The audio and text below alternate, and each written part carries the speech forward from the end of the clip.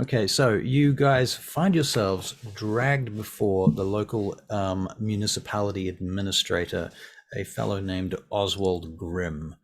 You've been in jail for a couple of days. The reasons for being in jail are entirely up to you. I don't really care what they are, except to say it may be legitimate. You might have actually done something wrong, or you might have just been put there for entirely the wrong reasons. You may well be innocent. It doesn't matter. In any case, you find yourselves dragged before this magistrate, Lord Oswald Grimm, and he's standing in his office, this sort of stone archway between you and him as you go in. There's guards behind you as you're taken into the spot. The room is lit by torches, and Oswald is leaning on his staff as you see him there. And he has a table next to him with a bunch of pamphlets and papers and scrolls and so on and so forth. Everybody can hear me okay? Yep. And you're looking at each other. Would you like to describe yourselves to each other, perhaps starting at the top with Alfred? Right. Well, Alfred is a 6-foot human. He's quite lanky. He has bluey green eyes.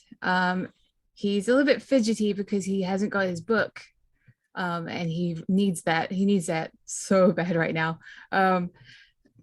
He's kind of a dapper gentleman. He's got like a cape on. Oh, it depends on if they took his cape away. It's not like a magical cape or anything. Did they take his cape? No. You have your clothes for sure. Okay, cool.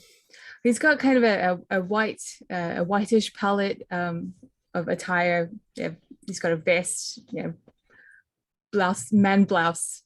Man like blouse. a dude, so I'm not sure what it's called. Man slacks. Man slacks. Okay, yeah. Man shoes.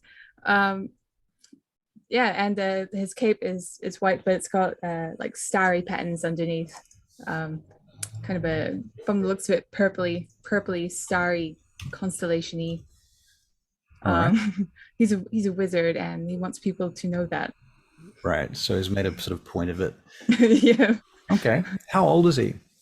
He is his mid-20s. Mid-20s. Okay, and he's human. Yes, he's got white hair too, and it's a little bit longer than what it should be for a normal kempt man. Right. And he's growing a bit of stubble too, but it's patchy because he's kind of young. Right. Fair enough. Okay. Let's move on to Talos. Would you like to describe your character to the others, please? I'm Talos. He is a half-elf rogue with short black hair. He has whitish tan skin. He's about 5'7" in height. He is very skilled with the art of sleight of hand, so that may come in handy. Right. Yes. Fair enough. Okay. Does he have any other sort of specific things? Tattoos, eye patches, funny boots? I don't know. Anything you want to add to that? Jewelry? Yeah. I had it somewhere. He is wearing quite modern-ish robes at this present time. Okay. Lots of pockets that people can't see properly. Right. Are there some hidden pockets inside of his robes? Yeah. Okay, cool. What sort of build does he have? Is he tall and wiry, or? He's quite tall but skinny. He's about 5'7".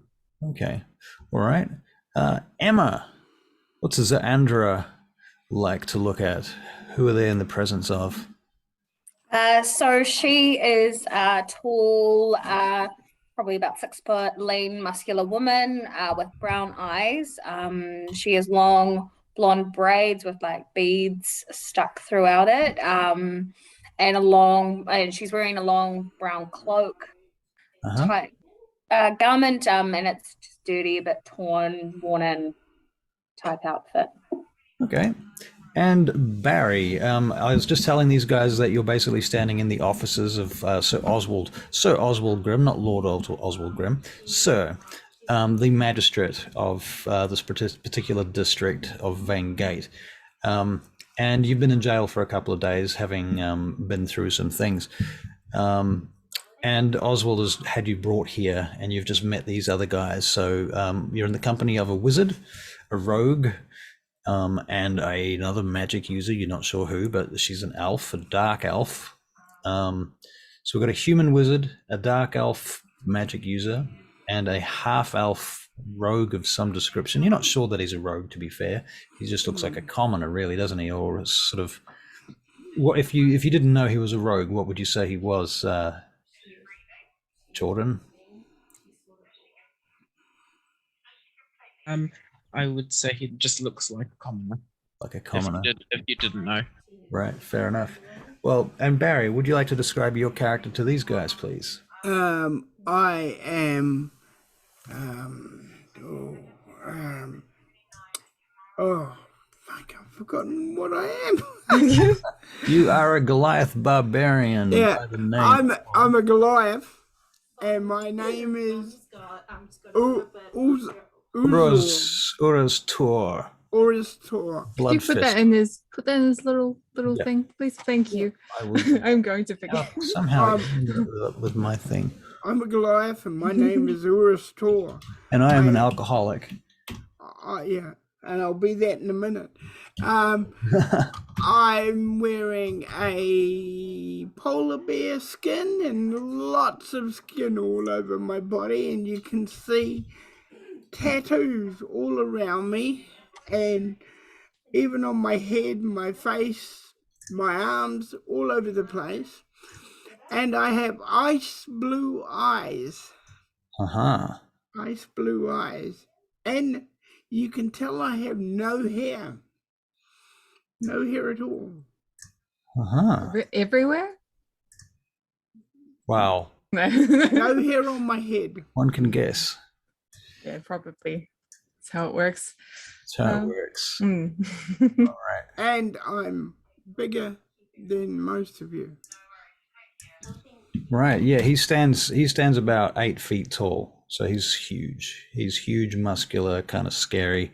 Right. So Oswald brings you, has you brought in front of him. And he looks you up and down and as he leans on his staff and he says, "Well, I see you're here at last. You have names, do you?" He looks about. He looks over at Xandra. "I'm pretty sure I know who you are." He looks up at Alfred. "And you, how did you get in here?" You know what? You play a prank on the wrong person, and all of a sudden you're in jail. "A prank, you say? Well, that'll teach you to play pranks on nobility, won't it, eh? What? You know, I can't help myself. I just couldn't do it. I thought it would be so funny. The perfect opportunity came up, and well, here I am. I see. Well, you won't find what I have to tell you so funny in a short moment, will you?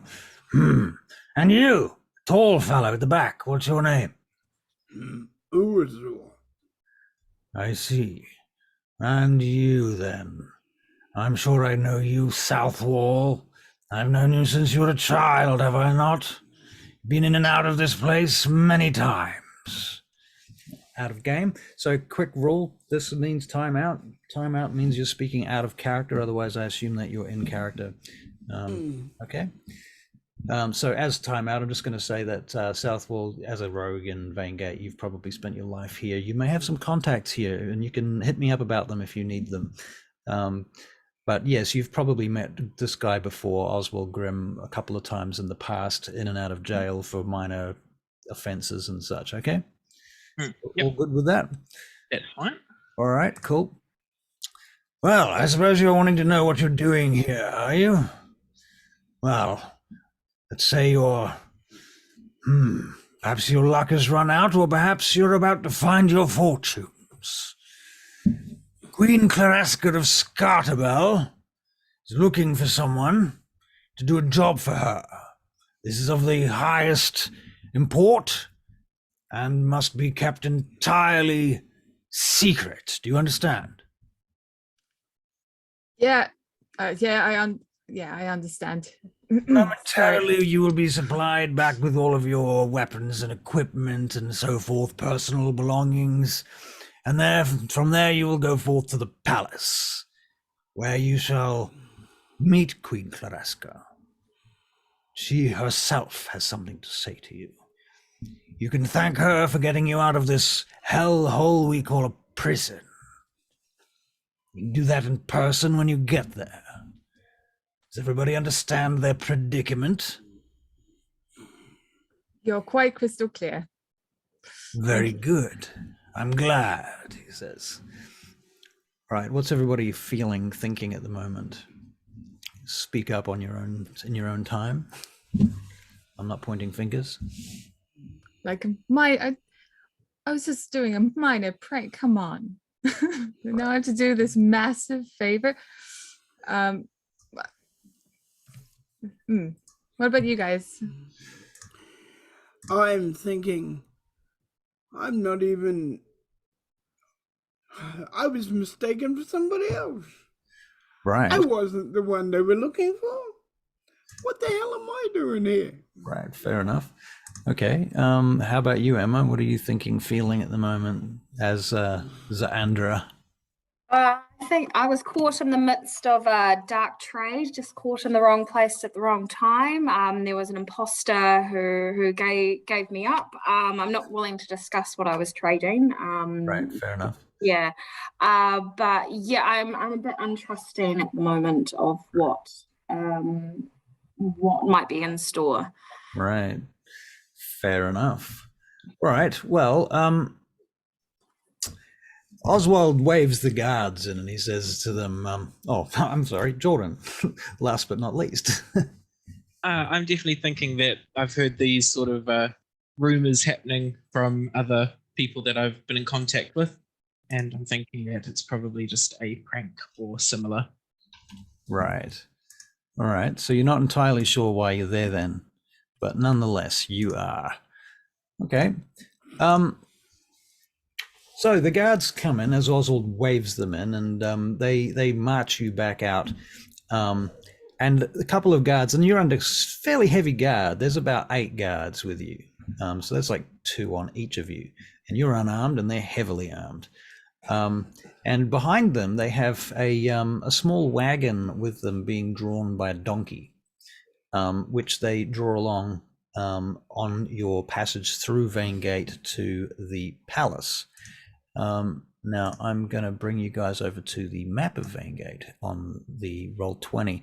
Emma, do you have Roll20? Did you manage to get that one? Yeah, I'm on it, but like I'm stuck on like I can see my name and then it says like select your character and it says you don't have access to any characters, check in with your DM. Really? Yeah. So Okay. I'm not I've never used this before, so I'm not too sure. Right, you shouldn't need a character in Roll20, but I can move Aruz, but I can't move myself. Can't move yourself. Yeah. All right, let me edit your character. Oh, that's because I gave you to the wrong person. Aha. Here we go. All right, what am I going to do for you, Emma? I'm going to open it up again. It may be that I gave you the wrong campaign link, so I'm a moron if that's the case, but I'll fix that up immediately. Invite players. Can you give me your email address, please? NZ Emma Hilton. You're on recording. Yeah, let's maybe type it up in the chat in the Zoom. Okay. That would be easiest.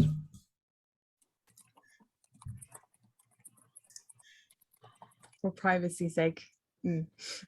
Just in case all those internet people start spamming you with all sorts of rubbish, like, I don't know, D&D or something. Okay, I sent you an invite. Here's another way I can do this, an even faster way. You don't even need to check your email. I'm just going to pop this link straight into the Zoom chat and you can follow that link. And that should get you in, I hope. If that doesn't work, well, blow me down. What are these? How did I get all these in here? Okay. So you should be looking at a map of Vaingate now if you're in Roll20. Mhm. Okay, and some of you should be able to, well, you should all be able to move your characters basically. Barry's not looking at Roll20 at the moment.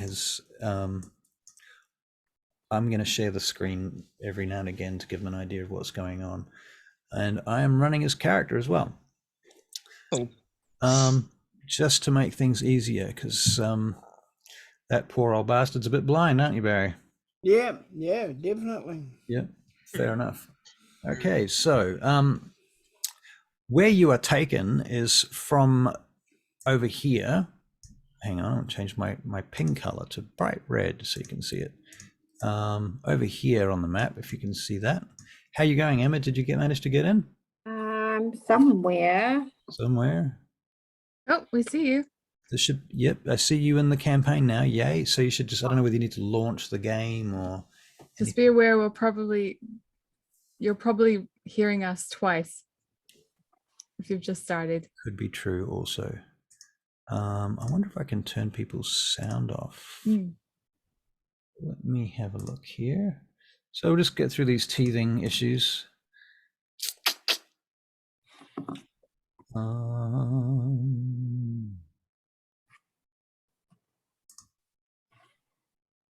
Audio and video.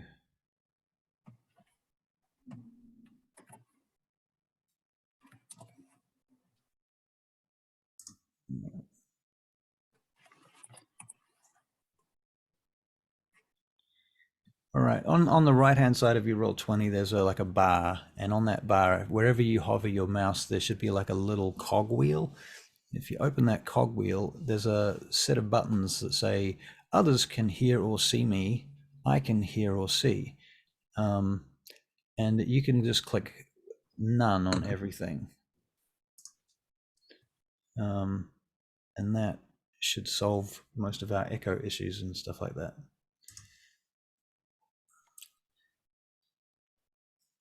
Where are you at, Emma? You can also share the screen if you need to, and I can walk you through it.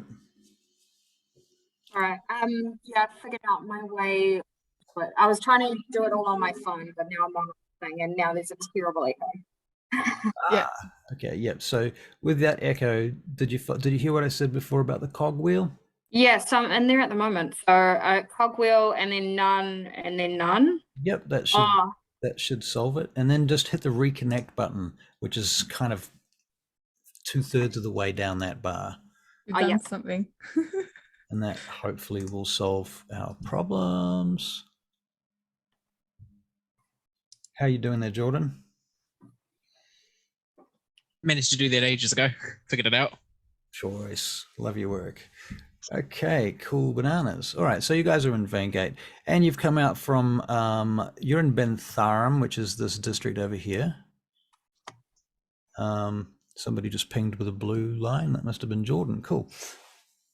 You can change, so, okay, how to ping. If you need to ping something, you just hold your mouse down at a location on the map, and that will create a circle. And I've got this funky thing where I can hold shift and ping, and it forces your map to look at where I ping. Ha ha ha, because I'm the DM, I have so much power. You can change the color of your ping, which is all very fun and games. Great. So where you're going from Bentharum, you go down through that road, down through Pax Adrius. The city is kind of, each of these cities is kind of like a cone on the side of a hill, basically, looking downwards towards the edges. And these huge giant walls, massive stone walls built thousands of years ago, probably by giants, and then rebuilt by humans, and you know, over the centuries they've been maintained by humans, but originally built by giants. And in places they've collapsed and had to be rebuilt numerous times. In any case, you go through Pax Adrius and down out through into the market crossing area, which I call the Droob. It's all muddy and it smells like horse shit and wet, damp wood. And as you get closer to the river town, through to the river itself, you're seeing there are boats on this fairly wide river. I mean, this river, it looks small on the map, but it's quite a wide river. And there's barges and boats and canoes and gondolas and that sort of thing in there. And it smells of sewage. as all the sewage from the whole city kind of tends to wind up here. And the place is pretty busy. There's markets with people selling things and what have you around the place, clothes, and there's bowyers and cartwrights and so on, wheelwrights, and people banging things. The sounds of a city. There's flocks of geese go charging past you as herders rush their animals through the town, sheep and cows and horses. At this point, Barry, your character is probably unaware of where your personal particular mount is right now. You've not been told. But you might, if you all make a perception check, you know how to do a perception check on Roll20. Just mention it if you don't know, and I will fill you in. Obviously, Talos does, Alfred does. No, I don't know. Okay, so you got your character sheet up in front of you, and you're going to have a list of skills on your character sheet.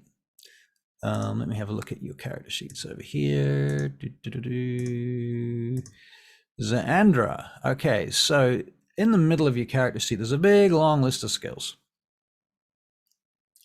And you'll see that on that big long list of skills is perception. It's got a little black dot to it. For some reason, you get disadvantage to perception, and I'm not entirely sure why that is. I do know why. It's because you're a drow elf, and it's because it's daytime, and drow elves are not very good in the sunlight. But don't worry, I'm not going to penalize you too much with that over the course of this particular adventure. Because drow elves are from the Underdark, basically, so you've got very pale skin, and you're kind of sensitive to sunlight. But what you do is you see the little number next to your character's perception. You click that number typically. Now what you're going to do is roll it with disadvantage. So you're going to right click it and then select roll with disadvantage and then select roll. And it's going to come up on the game log. I'm not sure if I'm seeing the right thing. All I can see is like the map. And then like Okay, It's not on D&D Beyond. this is over on D&D Beyond. Oh, I thought you said roll 20, sorry. Oh, that's all right. No worry. I'm good at confusing people. I'm sharing the screen right now. I'm going to share you one of the character sheets. This is, I'll show you auras. Now, typically, for some reason, I don't have access to these. I can't roll them. Isn't that interesting? Isn't that very interesting? I wonder if they changed this. In any case, you'll see. Can you see the character sheets that I'm looking at? Well, so I've got it on my phone, so it looks a bit different. Ah, okay. Well, all right. In any case, there should be a number next to your skills. And if you can find that number, it's going to be like +0 or +2 or +5 or something like that.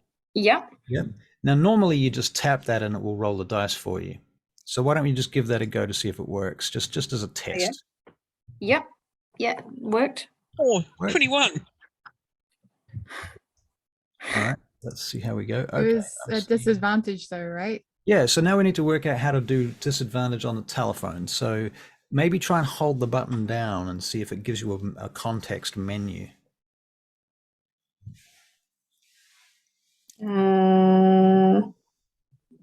Nope.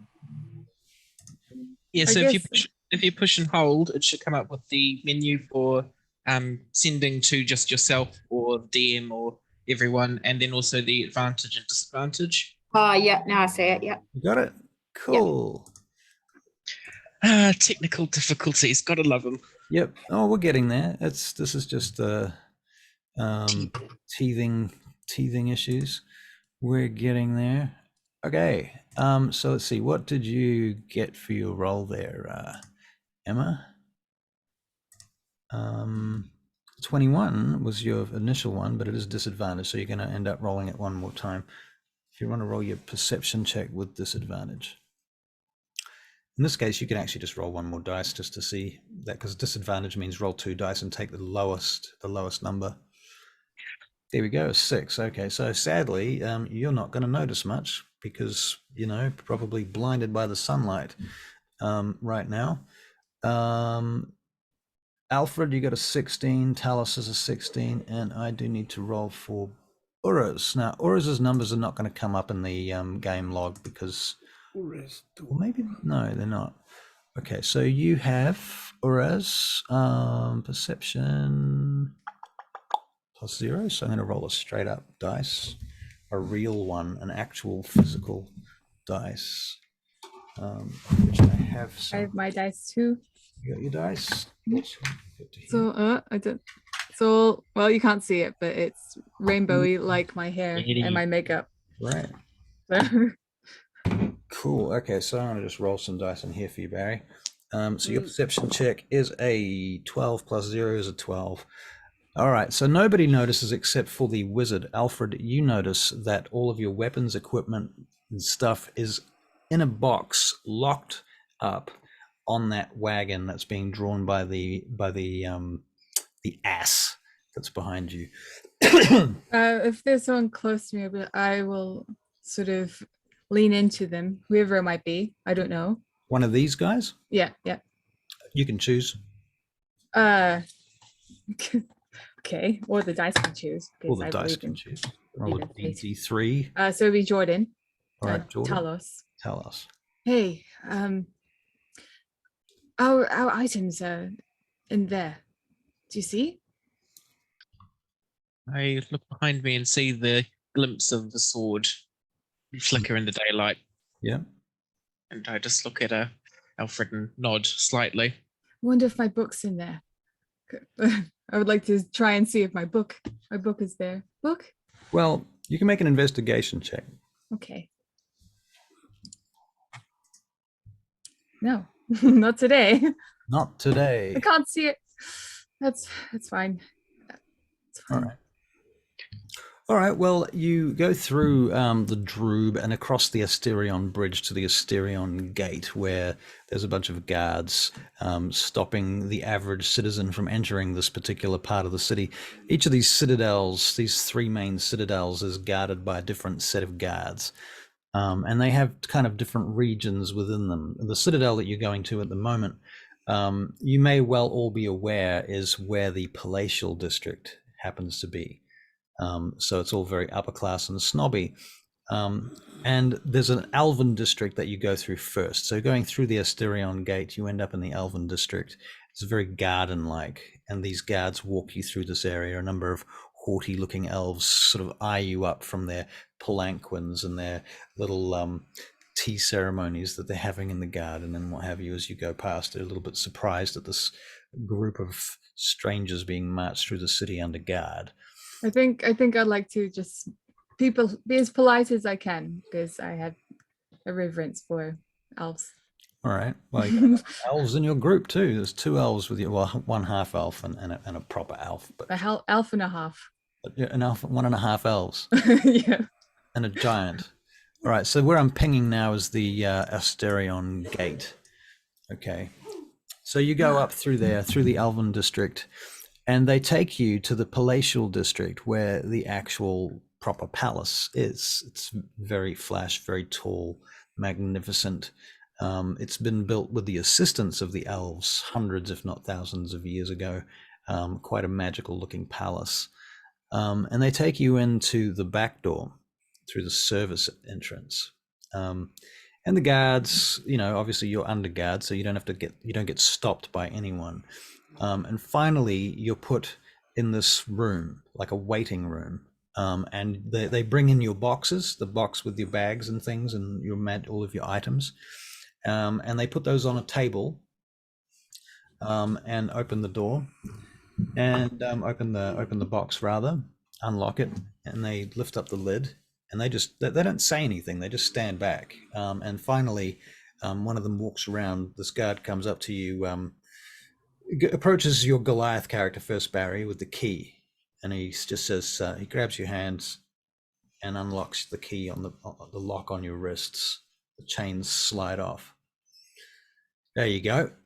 Don't do anything stupid. You're in the house of Queen Claraska of Scartabel, and you wouldn't believe the amount of pain doing something stupid in here will bring you.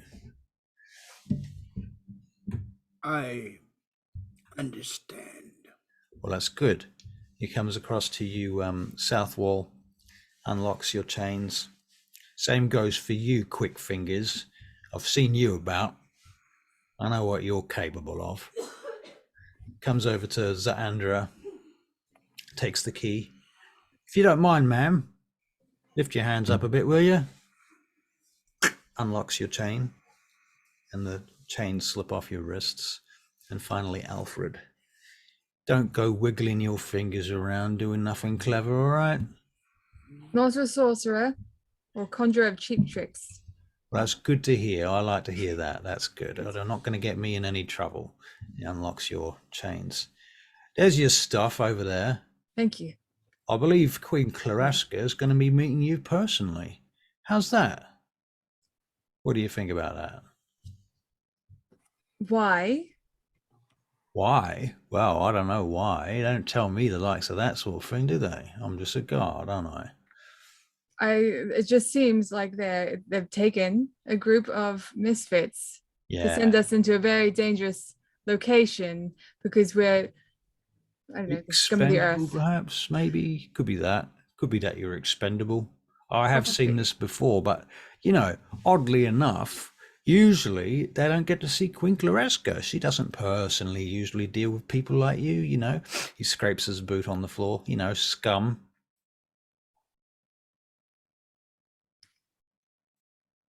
What a rude gentleman. And I'll go to my book. My book is a beautiful leather gray book with like those little triangle edges and some sort of metal. Is it embossed with frames and yeah? Yeah, it looks really very wizardy. There's like a circle with a whole bunch of like elements on it. It sort of symbolizes the fact that Alfred is a wizard of all knowledge. Wow. And not one specific knowledge, like conjuration. He is everything. Everything. Anyway, Cool. Playing up my book a bit too much. I'll All good. pick it up and keep it close to my chest. Fair enough. Okay. Does anybody else want to do anything while you're here? There is also a pitcher of mead in the corner with some cups. Your weapons are here, if you want them. I go over and I pick up my weapons and also find my thieves toolkit in the thing and put it in one of my hidden pockets. Okay. All right. So you have acquired your stuff back. I do the same thing. Yep. So you take out this great big frickin' sword and some hand axes and some other bits and pieces. All right. And this must be for you, madam. I'll give Zandra the remaining item or items. Yeah, I slowly look around me, not trusting what's around me, on guard for something to happen, but grateful to take my belongings, although a little bit reluctant to begin with. Fair enough. It makes sense. All right. Well, after a few minutes, you're left in this room. And at this point, if you want to, you probably have like 5 minutes to discuss why you're here, who you are, if you want to. If you don't want to talk to each other, we can skip that. But here's an opportunity for you to role play with each other if you want to. So, we're a bit of a wild bunch, aren't we? I look at Uru's tour. We are at that.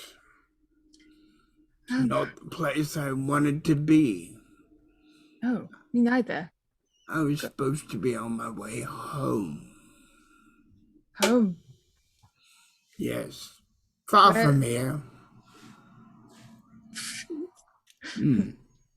Yes. Well, they're talkative, aren't they? Anyway, who are you, little person? Who are you talking to? You. I'm not that little. Yes, I'm littler than you. You're littler. I get that. Me. Yes. But I mean, this guy is smaller than me. Is he? Look, let me show you. And I'll just like put my back up to Talus's. See? Even though he probably isn't. See? Do we need to establish all out of Alfred and Talos? How tall is Talos? I'm 5'7". I'm taller. It's canon. See, I told you. All right. Hmm. How tall is Zandra? She's 6 foot. Wow. Okay. Wow. Cool. So basically it's the Goliath, Zandra, and then Alfred, and then Jordan's character. Alfred's also 6 foot. So Oh, really? Alfred's 6 feet too. Okay, cool. So you're both the same height. Wow. Why do you suppose us, of all people?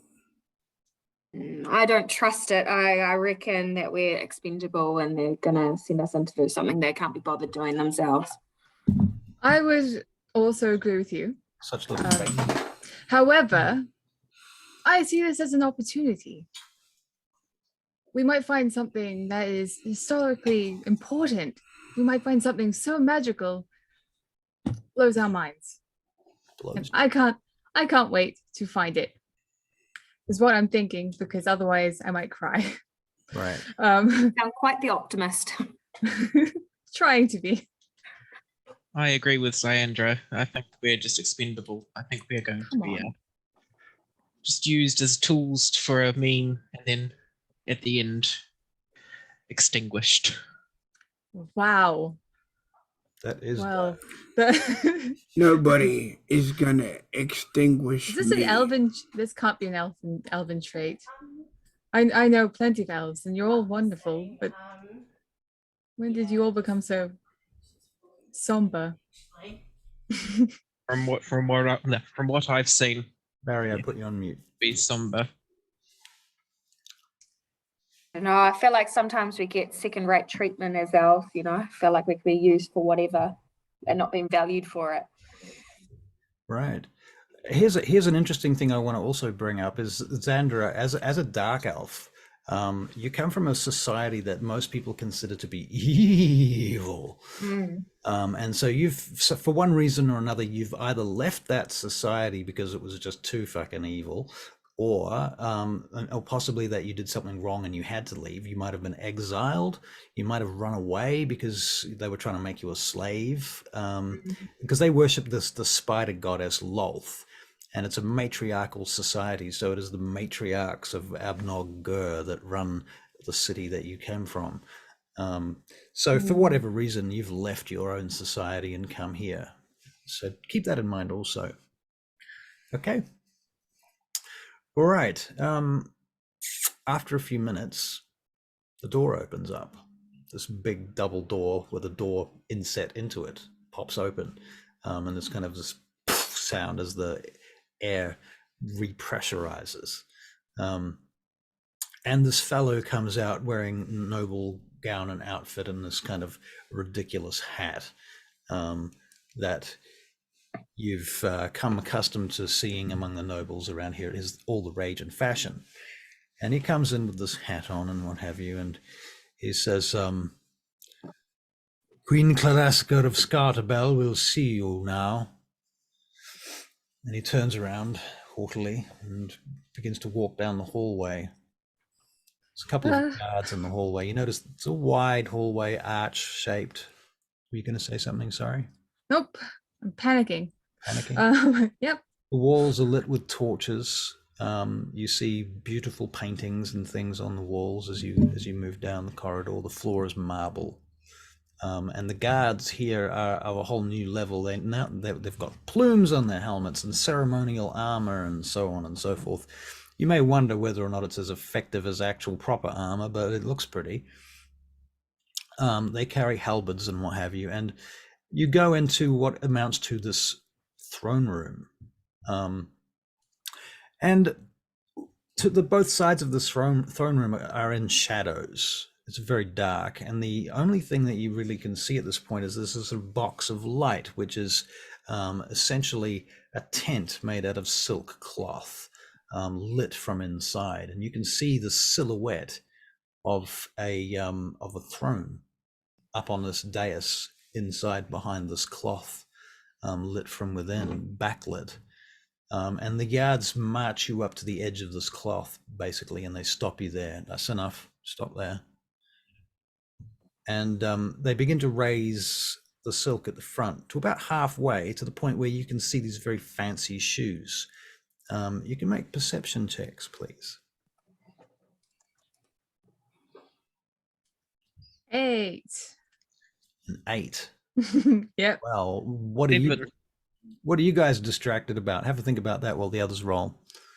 Well, I'm constantly on alert about like visual spells, I suppose. Right. Spells that affect you when you look at something, like glyphs. Right. My sister was very good at that, so I'm on alert. Fair enough. Uraz, you rolled a 17 on your perception check, just for your information. So you particularly will notice that the shoes, these very fancy shoes at the bottom of this amazing gown that you're witnessing, up to about the knee height, are smaller than you would expect for a human queen. And you hear a small voice from behind the screen say, "Stop, that's enough." And then you hear this voice say, "You have come before Queen Claraska of Scartabel. I have brought you here for a mission." She says, "Raise the screen." And they raise the rest of the screen all the way up. And she says, "It seems prudent for me to mention that I am not merely Queen Claraska of Scartabel, but also that I am 9. And so you find yourselves looking at this 9-year-old girl on this throne. And about her guards and what have you, as you're standing there before her. She says to you, "Are any of you aware of the wizards of the Barakyle Envoy?" I am your queen, my queen. "And perhaps then you can tell us what you know." Would you like to make a history check? Yes, please. Thank you. You can all make history checks if you like. Well, that's a 15. That is a 2. That is a 2. So I have no idea. I'm going to give you an advantage on that because and you're going to get separate, different information too. So you can roll another dice on that. Emma, what did you get? 13. 13. All right. Barry, you got Still a 7. a big old 3. Okay, well, those of you that got above about 12 will know that the Wizards of the Barakyle Envoy come from a place called Barakyle far to the south. They're very famous wizards. They wear red robes pretty much everywhere. They're basically evil Catholics. And you'll see them walking around Vaingate in parades of about 12 or so of them, bearing censers and incense, and they carry, oftentimes you've seen them carrying a box around in a group throughout the city, chanting and what have you, almost like a religious order, even though they're wizards. You also know that they have diplomatic immunity in most of the places that they have set up, and they have embassies in most cities and towns throughout the world where they have achieved a state of diplomatic immunity. Not everybody likes them. A lot of people believe that they are controlling a lot of nobility, a lot of politics, that type of stuff. I'll be back, Russell. No problem. I will say what I know. And then I will say, I personally feel that they are maybe they're not the best sort of wizards out there, and they're giving the rest of us a bad name. However, I probably shouldn't say any more because, I mean, I don't want to offend anyone. Can you make a persuasion check? Okay.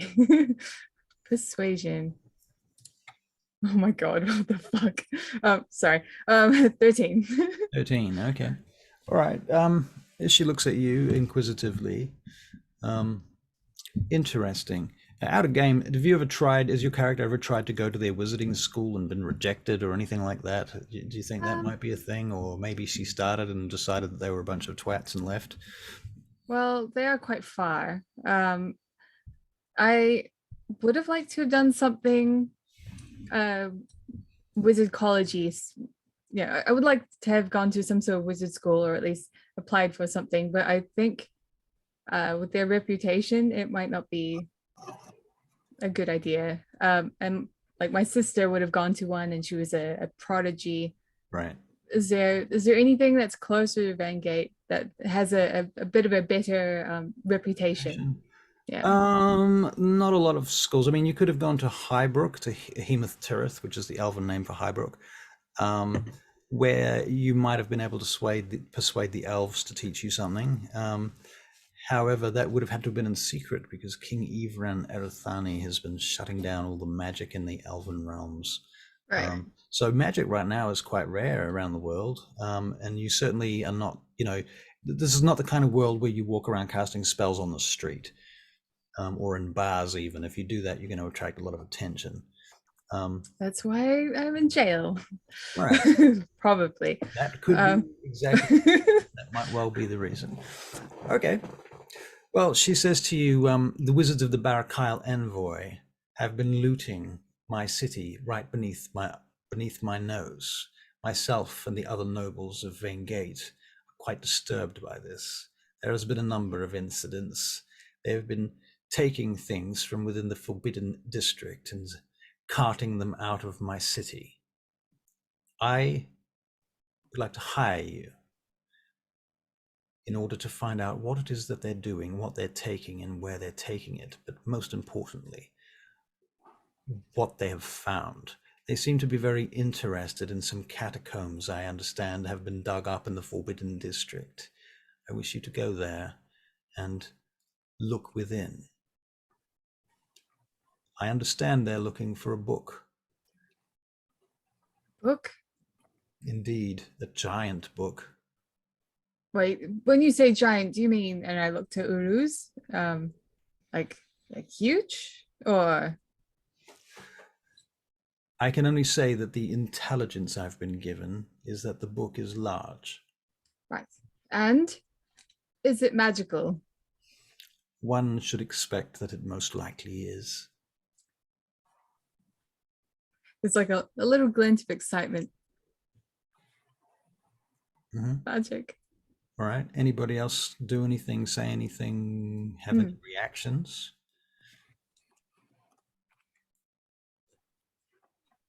Go on, tell us. I say in Elvish to Zandra, get a load of this. We're going to look after a book.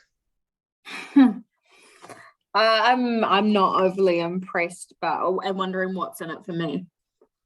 I'm looking at Talos being like, and I respond in common. That's very rude to speak in a different language in front of the Queen. Anyway. Claresca looks at you and she says, "It is presumptuous to assume that I do not understand Elven." And then she repeats back in Elven what you said in Elven a moment ago. I'm just waiting to see if that's Barry turning up, because his screen keeps moving. It's very disturbing. Is it? It is. I don't know. All right. So you can make a arcana, you know what, you just know. There is a wizard in this room, by the way, who comes forth from behind the throne, and he appears steps into the light, the lit area on this dais, and he leans into the Queen's ears and whispers something to her, and she nods and then sends him away. She says, "Now, we have a captive. His name is Drizael, a dwarf, some sort of crime boss, I understand. That's what I'm told. He may or may not speak to you. However, you may offer him his freedom for any useful information that he gives you if you wish. The guards will take you to see him if you so desire. I suppose you want to know what you will have in return for this mission that I offer you. First of all, your freedom. Beyond that, I will pay you your weight in gold if you deliver to me useful information and, more importantly, this book." That's agreeable. There's one other thing I would like to ask, if that's quite all right. And I look to the gentleman that just spoke to her. Mhm. I would like to learn some more magic. I want to thrive in this field. If you can teach me more. He looks over at you. He says, well, he looks down at a scroll that he has in one hand and opens it up and he closes it again. He says, your name is Alfred, yes? That's right. You have a last name, Alfred? It's simply White. Alfred White. I thought that was a mistake.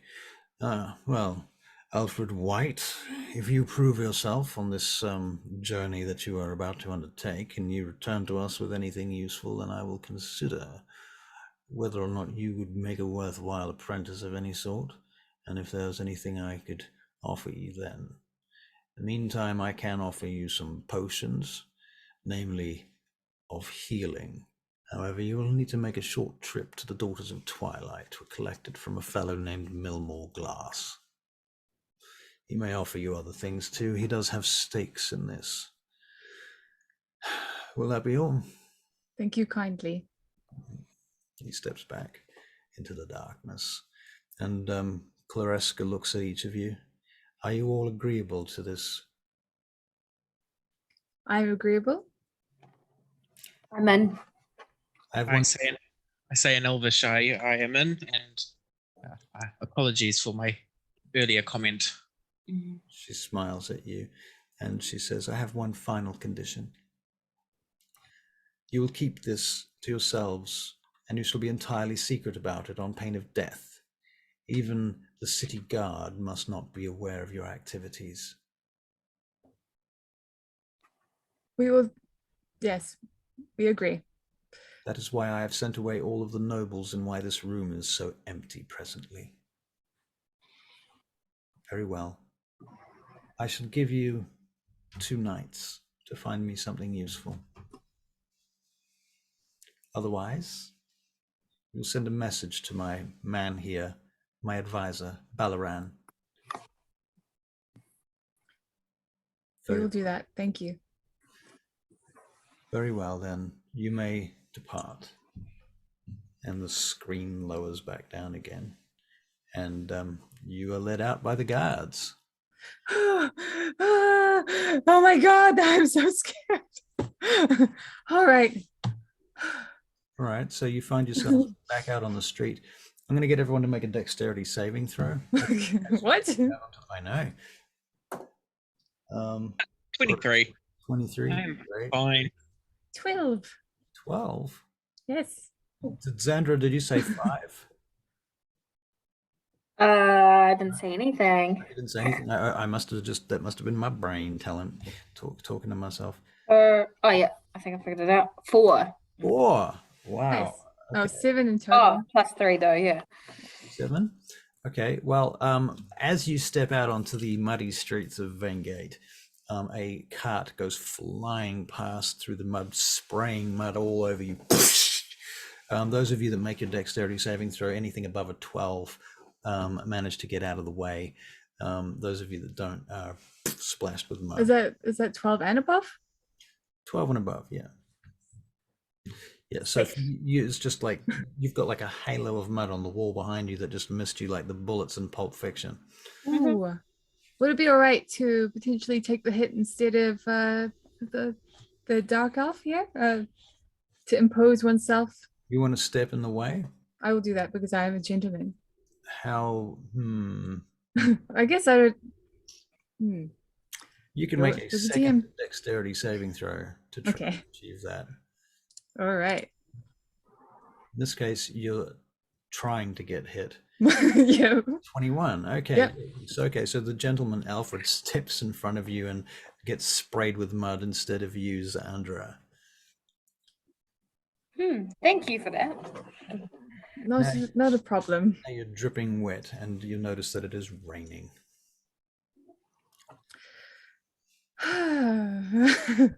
Well, what can we do about that? Absolutely nothing.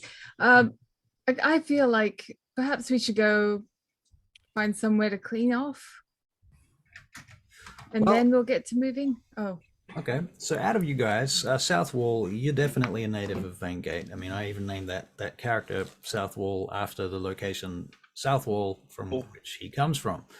Xandra, you're not a native, but you may or may not have lived here for any period of time, and that's entirely up to you if you want to be, you know, a native now, like a long-term resident or something like that. Or you could have been here for like one day and got locked up for being, you know, for whatever it was that you were up to in that dark alley that one time. So you can tell me how you feel about that. I've just got here. I don't know the area. So like, yeah, let's say I arrived on the day that I was caught in the alley. Okay. Pure incompetence. Okay, fair enough. And Alfred, are you from Vaingate or elsewhere? I think I would be from elsewhere. Okay. And then I've left my small town by the ocean or by a lake or something in order to come here so I can learn more magic. Right. Be more of a public nuisance. Right. Well, you do know that Vaingate is the biggest city in the world, so that would be the main reason that you might come here. So you've been here for a little while, Alfred? Or not? Yes. Well, I was originally here to look for my sister. How many days, weeks, months, or years have you been here? Dice time. We'll go with months. Months. D20. 10 months. 10 months. Okay, so you get a pretty good idea of the general layout of the city and what establishments might be about, as does Southwall, having been a long-term resident. Barry, tell me when you're with us. No, clearly not. We'll come back to Barry. His wife's unfortunately very sick right now. Okay, so in that case, those of you that have been around for a while, you are aware of a number of taverns. There's the Broken Oak Tavern. There is the Red Ravens Tavern, which is in the Droob. The Broken Oak is quite far from where you are right now. It's in the way over in Thrasis. Then you've got the Nag's Head, which is quite close. That's not too far away. It's a sort of upper class elven establishment that sells expensive elven mead, mostly to elves. Let's not go to that one. I am sort of well known there for being a bit of a pickpocket. Right, fair enough. Let's avoid that at all costs. And Southwall, you also happen to know the proprietor of that tavern is an elf named Hazeldrill, who is a you might have used him as a fence at once or twice in the past. He has an offsider named Lysander, and Lysander is often found outside that tavern flipping a dagger, standing around being obnoxious usually. So yeah. Where else? There's this tavern called the Four Shields, which is run. It's kind of a goblinoid establishment. Orcs, goblins, hobgoblins. They are basically run by a mercenary company called Morg Van Chu, and they are a worldwide organization of mercenaries. And this is their establishment here in Vaingate. They have like a barracks and so forth, a training area and so on next to that tavern. And the thing is, you wouldn't go into that tavern unless you were looking to hire mercenaries. They kind of keep to themselves mostly. Other humans and anybody from one of the beautiful races, as they call them, are often abused in there. So, you know, Southwall, you might have looked in there once or twice and been thrown out. And was there another one? The Red Ravens actually is also run by a mercenary company. That's in the Droob. The Red Ravens are known as a mercenary company, like close personal protection type stuff mostly, and they also trade in intelligence. So their company is called the Red Ravens, and their tavern is called the Red Ravens. And again, if you go in there, you're probably looking for information and prepared to pay for it. There are a number of other taverns. The Blackstone Owl is another tavern. If you want to make up a tavern name, I'm happy to buy it. Probably, unless it's really stupid. It may become canon, who knows? That's the types of establishments where you might get yourself cleaned up, basically, is what I'm suggesting at this point. Is there any close to the Daughters of Twilight? The closest one to them, oddly enough, is your friend Hazeldrill, the Nag's Head, where that's the fence I was telling you about, the Alvan exile. He's living in Vaingate as an exile. He calls himself Hazeldrill Sornel, which you're 100% sure is not his real name. Well, I like the sound of broken oak. That sounds really, really rather nice. So what do you think? Broken Oak is the furthest from where you are presently. It's Well, about I love a good walk. Broken Oak is a bit broken. It's a tavern. Yeah, Not an actual tree. Although there know. might actually be a tree there. I don't know. But I was in there when I threw somebody out a window. oh, you're the reason why it's the broken oak. No. It was originally the fixed oak. Oh. Now it's a really broken oak. Oh. So I guess not then. Is there anywhere you guys aren't banned from numerous places. by chance? The Blackstone Owl. Nobody's been banned from there yet. Well, that sounds rather nice, actually. Should we go to that one? Sounds Yes. good. I'll trust the local perspective. All right. It works for me. Works for you as well. Okie We doke. need to get out of this. All right. So you head down to the Blackstone Owl, which is in the Droob. It's in the sort of, honestly, it's in the shitty part of town near the docks. And it's not far from the Red Ravens Tavern either.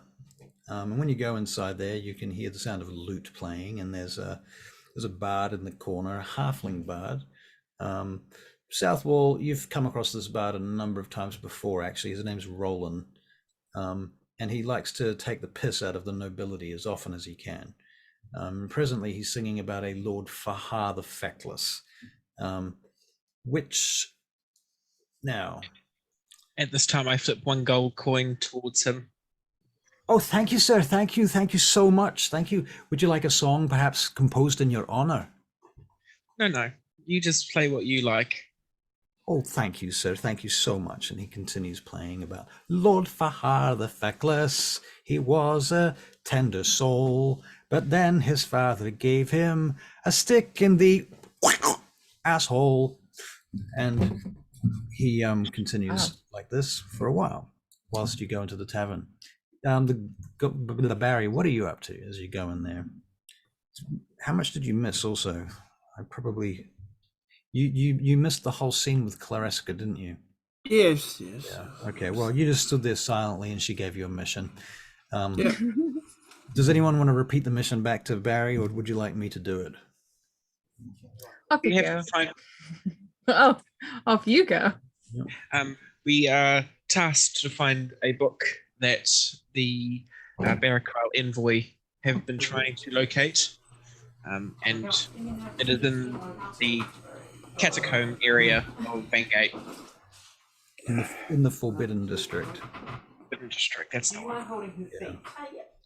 Yes. Okay. And it's a secret mission on pain of death. Nothing too important. Nothing to worry. And that, All right, and now you're at the Blackstone Owl Tavern in the Droob.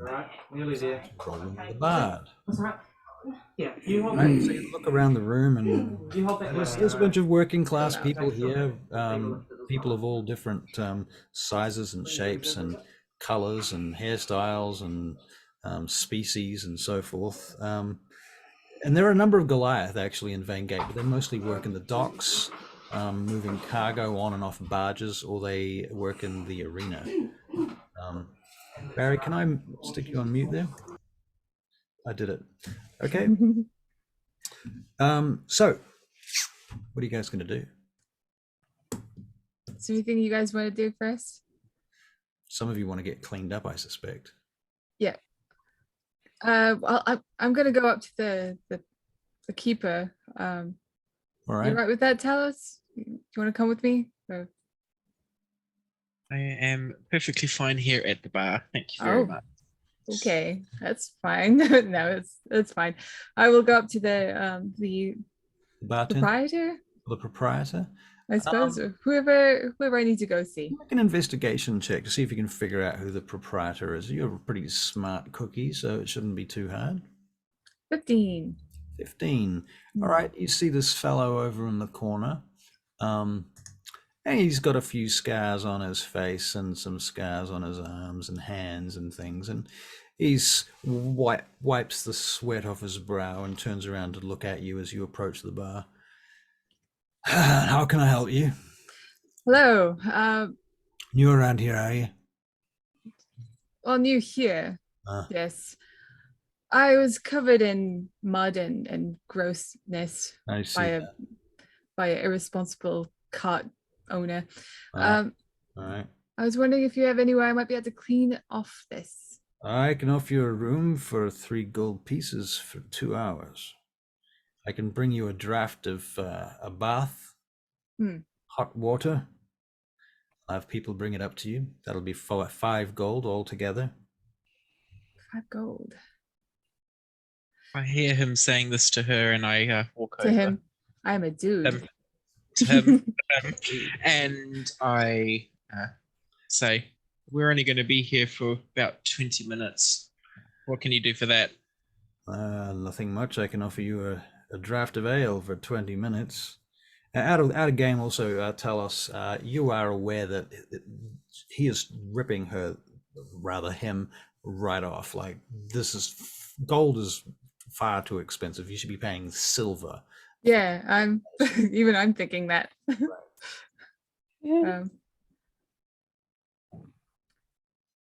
So, you can haggle with me if you got something else you want to make an offer. How much are you charging for everyone else, or is it just because I'm a human? Human? The city's run by humans. No, Yes. it's because you're a wizard.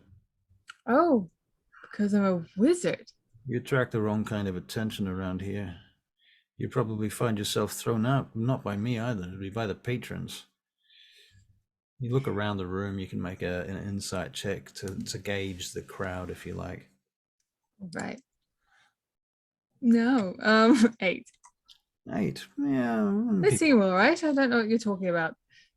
Oh, well, that's on you then. However, I do know that you're ripping me off. And I've been to other taverns, and they wouldn't be charging a gold. Well done then. I'll offer you 20 silver. Perfect. 20 silver. 1 hour maximum. He turns That's a around. big deal Says, for me. Saswan, get this fellow a room. Draw some hot water. Take it to him. Wants a bath. Clean his clothes. Whatever he wants. And Thank you. Says you give her a tip. Sure. Right. Okay. So you go off and get yourself all cleaned up. Yep. All right. What are the rest of you doing? The 3 of you. We'll start with you. You, Zandra. I can say the name that I invented. I go up to the bar and ask for a drink. All right. He looks at you and he says, "All right, what do you drink?" I'll have a pint of mead. Pint of mead. All right. That's 2 silver. You hand over the silver, I suppose, and he slides you a mead across the table. Good enough. Any food with that? Not today. Well met. And he leaves you there. Tell us, what about you? What are you up to? I am sitting. I'm going to get a drink as well and a pint of mead, and then I'm going to go over and continue listening to the bard. All right. Very well. So you spend another couple of silver on another pint of mead. Barry, you with us? Just give me a nod if you like. Cool. You're in this tavern, the Blackstone Owl, and the others are drinking mead, or Alfred's gone off to get changed, dressed, washed, and all of that sort of stuff. There's a couple of clients in this room, by the way. I will get those who are currently in the room. That is sans. Alfred, to make a perception check. Is mine still disadvantaged? It is not disadvantage. Great call. No, because you're out of the sunlight. Oh, well, it's still not great. 9. I got a 4. I see a 4. Yep. Dallas is a 9. Alfred, is that a no? You haven't rolled yet, Alfred. I won't be rolling because I'm No, upstairs. You're upstairs, right? Yeah. Okay. Good point. Okay. Barry, you notice that there is a since you left the palace, you've noticed that you're being trailed by somebody, of short stature, a small person. If you had to guess, a halfling, in a hood. Excuse me. They've just come into the bar too, and taken a seat in the corner. One of you two. Who are you speaking? We're being followed. He's just come into the bar. He seems to be taking an interest in us. A halfling. Don't look at the halfling, he's to your right. Just take a casual look. I look over very slightly to my right hand shoulder and I see the hooded figure of halfling. Yep, for sure. All right. Alfred, you're busy getting cleaned up right now. Washing. Are you having like a total bath, or are you just wiping yourself down quickly? Like, how much time pressure are you putting on yourself? Well, I've got an hour. Yeah. So I want to take advantage of what I've just paid for. Fair enough. I won't go ham on I will just have like a quick rub down because, because I can. All right. Get my clothes ready and then I'll pop down. It's All right. probably going to take as long, to be honest. All right. Fair enough. So let's say for 15 minutes you guys are drinking and talking, and I'm going to just cover what was said in the meeting with Queen Claresca one more time, just to make sure that everybody's really clear, because there was one thing that you guys missed out when you recapped, and that was she mentioned that there was a dwarf named Drazael who has been imprisoned, who apparently might know more about the situation, and that she gave you permission to offer him if he gives you anything useful. Hey, sorry.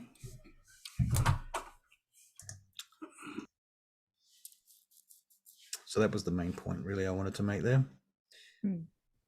Okay. Back to you. Eventually, our wizard friend comes back downstairs. That was wonderful. That you guys wish. Oh, yes. Yes, even cleaner than I was before, actually. You know what? I'm just going to quickly wander off a little so I could cast Mage Armor on myself because I have it at will. Okay. And then, so I'm just quickly go over to the side. Yeah, never know what's going to happen. Taverns and all being prone to bar fights. So I put my armor up to 60. Okay. And then I'll come back. Sorry about that. I do apologize. What's been going on? Anything? We're being followed. Oh. If you look over my right-hand shoulder, you'll see a black hooded figure lurking about. And over Right. in the corner, in a booth per se, there is a figure of halfling stature, hooded, sitting in the shadows, quietly sipping a drink. He has a scroll in his hand, and you see a ring on his finger, some sort of signet ring or something, perhaps. Yeah. Okay. You guys haven't gone up and had a chat to him? No. People seem to be afraid of me when I go over. What about you two? I was thinking someone should maybe approach them, see what they want. That, or we could, just run away. Could go outside, run away. So I have the general impression that you guys are trying to make it not obvious about this guy, right? So you're trying to know that he's there. No. Okay, so on that basis, I will get one of you to roll a deception check, and you can do it with advantage because the others are helping you. You can choose who wants to roll based on who has the highest deception. Oh, I opt not to do that one. I have a +4. I have a +5. Then it's probably going to be you then, Xandra. Okay. All right, so you make a deception check with advantage. Okay. So I'll hold it down and push the advantage. Yep. Okay. It's a 17. Okay, nice. All right, cool. So at this point, you're pretty sure the person following you has not noticed that you noticed that they've noticed. Yeah. Honestly, I feel like if we go up and talk to him, say that we're onto him, or we notice that he's looking at us, it might scare him off. Should I take him a drink, perhaps? There you go. It's a good idea. All right. I order 2 drinks and head over to the figure. Okay. All right. As you head over to him, you catch him entirely off guard because you're walking around towards him, and then he's expecting you to walk past him, and so he's sort of trying to mind his own business, and then suddenly you sit down at the table with him and two cups, and he looks up at you and takes a short, sharp breath, like you've caught him completely off guard. I'm new to town. It's nice to meet you. What's your name? Oh, nobody. Not anyone that you need to be concerned with. Best you don't talk to me. If I were you, I would mind my own business. Why do you say that? No reason. He stands up. Excuse me. And he gets up, and as he moves past you, he knocks over the cup that you gave him. You can make a sleight of hand check if you want to try and catch it, or you can just let it fall. It's up to you. I'll roll for it. Yeah. He's going to make his way towards the door to leave quickly, feeling slightly abashed that he's been busted. 16, yeah, you catch the cup, no problem. Before it falls over and spills all over the table. You save it. He's heading for the door now. He flicks his cloak around himself and pulls up his hood as he steps out into the rain outside. You notice he gets covered in mud from the first available cart that goes past. What is it with irresponsible alcoholic cart wielders? Vaingate. It's highly expected of this place. You'll notice that like 3/4 of the people in here are covered in mud. It's kind of the way things are, but Alfred just hasn't gotten used to that. Right. I stand up. I'm gonna go follow that guy. Are you guys coming with me? Absolutely. All right, let's start walking out. All right, so you head outside. Barry, are you following out? Oh, definitely. I am following up. All right, and Xandra, I'm guessing you're going to follow along as well.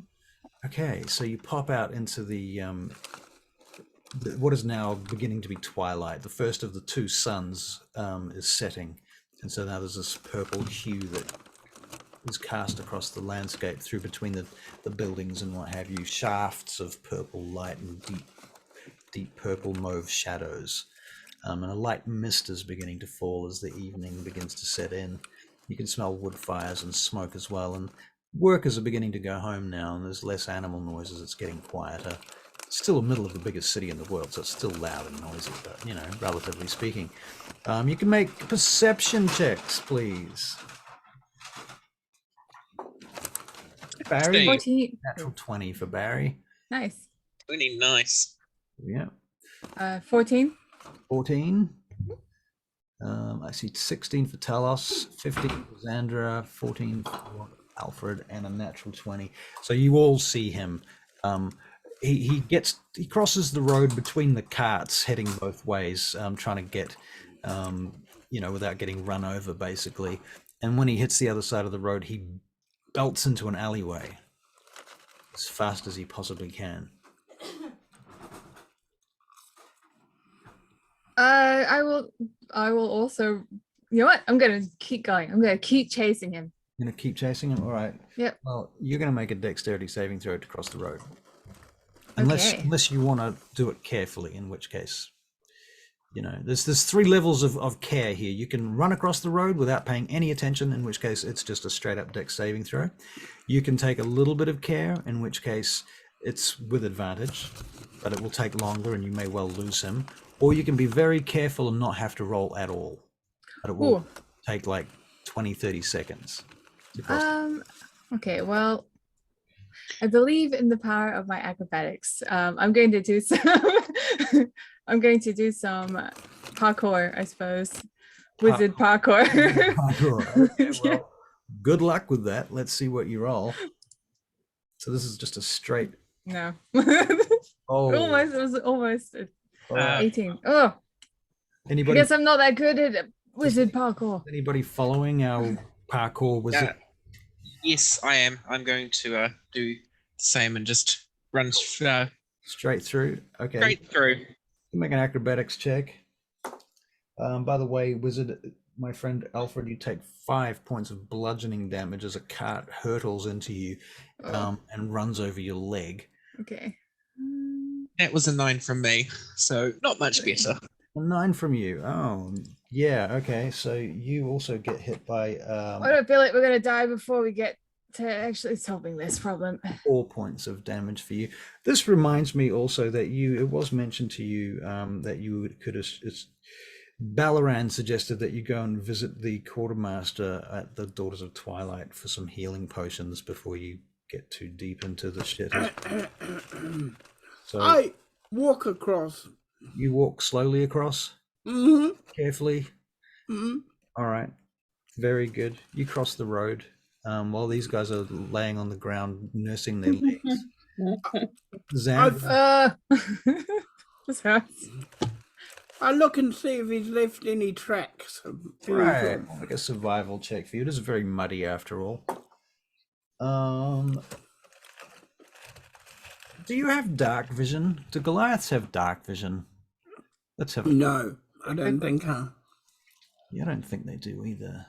Surely it would have said somewhere. No, I thought every other race except for humans get it. right, but I think that Goliath may be the other race that don't have dark vision. Right. The problem is that you're seeing so many tracks in the mud that it's hard to know for sure.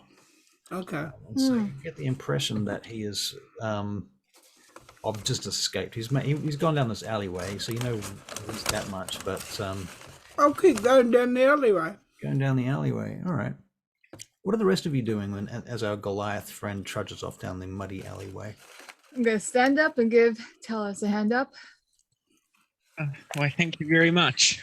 It's all right. I think maybe this was probably a bad idea. Why don't we just go? We're committed to doing this mission, right? So why don't we just go do it? I think we should go visit the Daughters of Twilight first. Yeah. Yeah. I agree. All right. My back hurts. But I think we could also follow our Goliath friend because he is buggering off. Right. Hey, Ruse. We're going. Urus, you hear them call out to you. I think you're still muted right now. What? We're What? going to the Daughters of Twilight. Who's light? Just follow us. Okay. We All start walking that way, but we actually meant to go that way. So we All right. probably turn out the gate. Well, long story short, that you spend the next 15 minutes trudging back up to Asterion and up to the Daughters of Twilight. which is a huge temple. They also, not unlike the Wizards of the Barak Isle Envoy, they have their own section of the city that they have seconded, and it now kind of belongs to them, where they are the law unto themselves in this area. Daughters of Twilight is a matriarchal order of elves.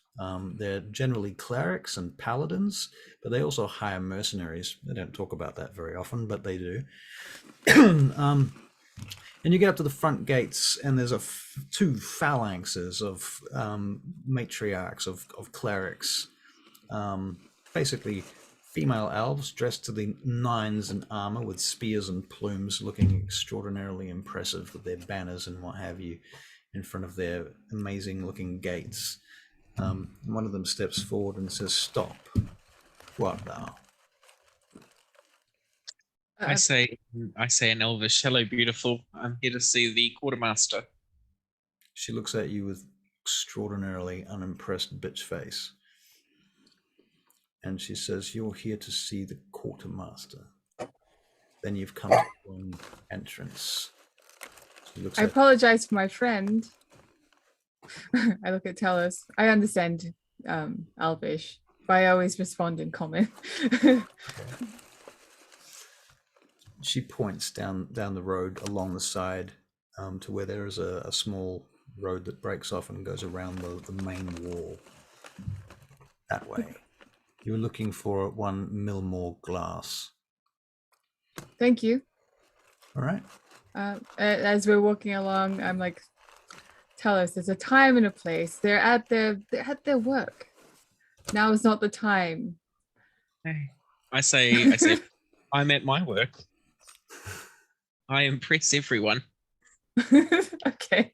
Fair enough. You know what? I'm going to get you to make a persuasion check, Talos, just to see, see whether or not you were at all persuasive, but let's just say the difficulty is quite high. Oh. 14. 14? You're pretty persuasive, but she still gives you the same reaction nonetheless. Yeah. Okay, so you go around the side, and eventually you get to what amounts to what they call a sally port, which is kind of like a, if you know what an airlock is, it's an airlock for carts, right? There's like a portcullis that comes up, and then you bring your cart in, and they close that portcullis, and they open the next portcullis, and then you go into like a courtyard. And so you go in through there, and there's a number of carts and what have you, wagons and people unloading and loading stuff, and taking them up this ramp into the back of their complex. And you come across a guard there, and the guards out here are nowhere near as flash as the guards out the front. These look like mercenaries, actually. And so there's this human man standing there with a sort of tin pot helmet on and a halberd, and he's like, "How can I help you? Are you looking for someone?" Sorry, out of game. What's his name again? Millmore. Millmore. Glass. Yeah, I'll type it into the chat for you. Thank you. Hello, sir. We are Good eve, sir. We're looking for Millmore Glass. Oh. Do you know who that is? Yeah. I'll take you to him myself, I think. Probably best I do. Perfect. Let's go. You all together? Mm-hmm. I see. All right. You see the captain calls out to me and says, "All right, you keep an eye on these ones. There's 4 of them. I'll be all right. The daughters will have things under control, no doubt, inside." And they nod to each other and they take you up the ramp. He opens the door, you go inside. You go down some stairs. You go down some more stairs. You find yourselves in this underground, kind of like an undercroft, where there's all these little chambers that are really just divided by huge pillars and archways. And each of these little spaces is being used for something or another. Maps, equipment, old artifacts being collected, various collections of things, and they're divided up into kind of categories and things. And you're seeing these elves going about in their robes, the Daughters of Twilight robes, performing their duties, doing research, categorizing scrolls and this type of stuff. Eventually you get to a door, and outside that door is a young boy, and he says, "Are you here to see Mr. Glass?" And the guard says, yeah, these lot are here for glass. He nods and he pulls this string and this bell rings. You best compose yourselves. After a moment, the door opens, poof, seemingly of its own accord, and inside you see this room packed to the ceiling with scrolls and little holes in the wall and shelves and stuff, just stuff, books line the walls and all sorts of knickknacks. You see this crystal ball sitting on this desk. Behind the desk is this gnome who looks up at you. He's wearing a green jacket. And he looks up and he says, well, what exactly do you want? Who are you? And the guard sort of gives you a tap and says, well, go on, get in there.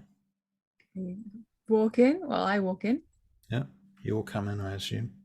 Yep. Good evening, sir. My name is Alfred. Do close the door behind you. Don't just stand there. Oh, I mage hand it closed. Oh. Oh. Well. So you are here for something then, I take it? You're here for some kind of reason, no doubt. This is Talos. South Wall, is that right? It is correct. We have Uruz Tor. Wow. Brutal. I'm sorry. And then we have Zandra. I see. And we're all here because we were told that we could get some health potions from you. Oh, did they? Who told you that? From a higher power. A higher power. Well, that's very specific, isn't it? A higher power told you that you come here and I just hand out health potions like it was candy, did they? We were told that I you would suppose do you that. have some sort of documentation from this higher power, would you? The little queen. He looks up at you. Oh, I see. So, Cariska. she sent you, did she? Mm-hmm. She did. He jumps up off his chair. Well, I suppose if Queen Claraska sent you here, I probably should cooperate. He snorts and doesn't look very impressed. Very well. Health potions, is it? He grumbles. And anything that might help us on our top secret mission. I see. Very well. Anything that might help you on your top secret mission. Well, I wonder what that might be. Let's see. And you might want to tell me then what this mission is, so I have some perhaps context in which to frame this so-called assistance. If we were to tell you, good sir, it would no longer be top secret. Oh, it was like that, is it? I see. He looks at each of you. No one has anything else to say.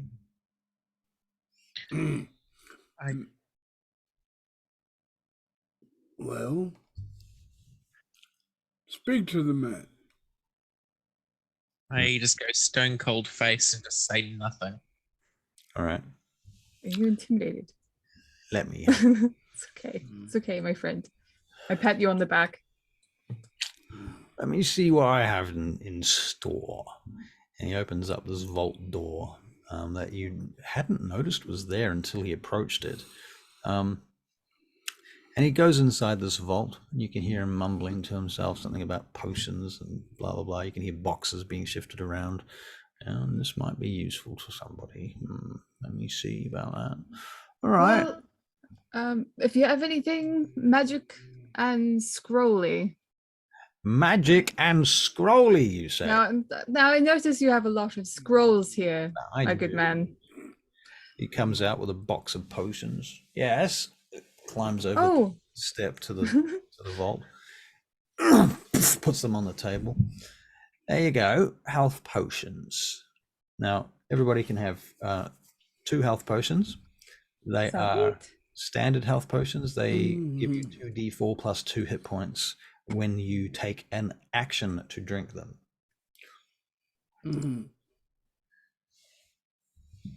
Lag. Health potions.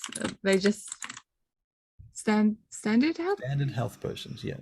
Yeah, they might be called minor health potions. I know what they are. So if you say I drink a potion, I'll just say roll 2d4 hit points and add 2. So Okay, I'll try and remember. I suppose. I suppose. can't find it otherwise. So Thank you. I found this this sword. It's a short sword. It's very beautiful, and I understand it has a bit of an enchantment on it. Puts it on the table, and it is indeed a beautiful elven short sword. That might be perhaps useful to one of you. Out of game, does any of Sandra? you use a Oh. short sword, or have a short sword, or have proficiency in a short sword? Yes, I would appreciate it. All right. Now, let me just double check something. You are a 3rd level blah-de-blah of the blah blah blah variety. Sounds about right. You do have proficiency in short swords. In fact, you have 2 short swords. Excellent. So I'm going to add a short sword to your inventory. And this one is going to be a little bit special.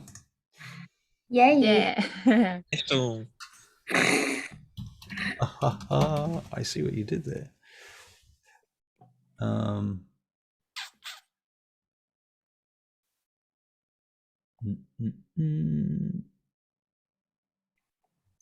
Ooh, is that what I want? Is that?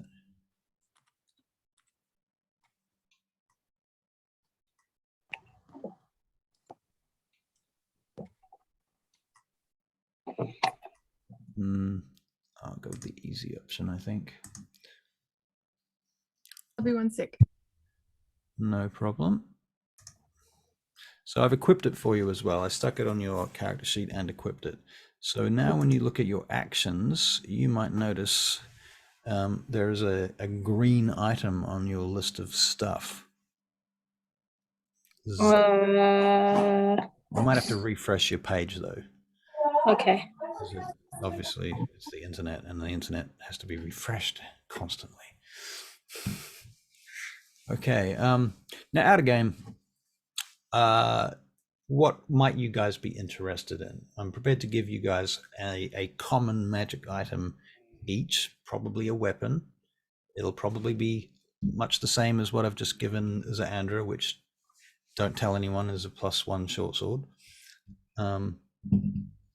So if you've got a weapon or even a tool that you would prefer, or even maybe something else, but it needs to be like a common item. It's nothing too flash.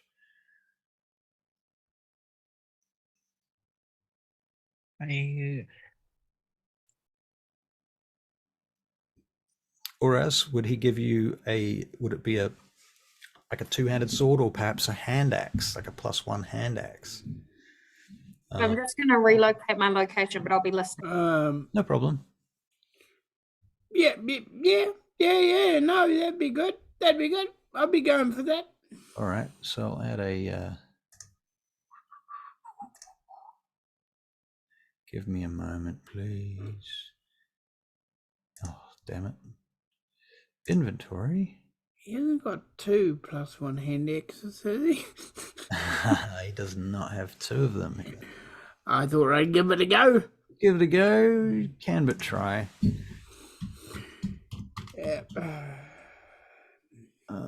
Weapon.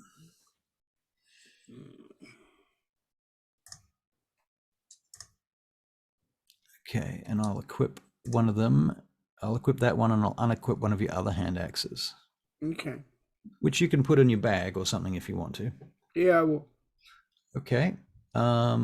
South Wall, do you have any ideas on what sort of weapon you might want or other item? Do you have a crossbow of anything? Sure, we can give you a heavy or medium or light. Heavy, please. Heavy crossbow. Can you use a heavy crossbow? I believe I can. You think you can? Okay. Let's have a look-see here. Tell us.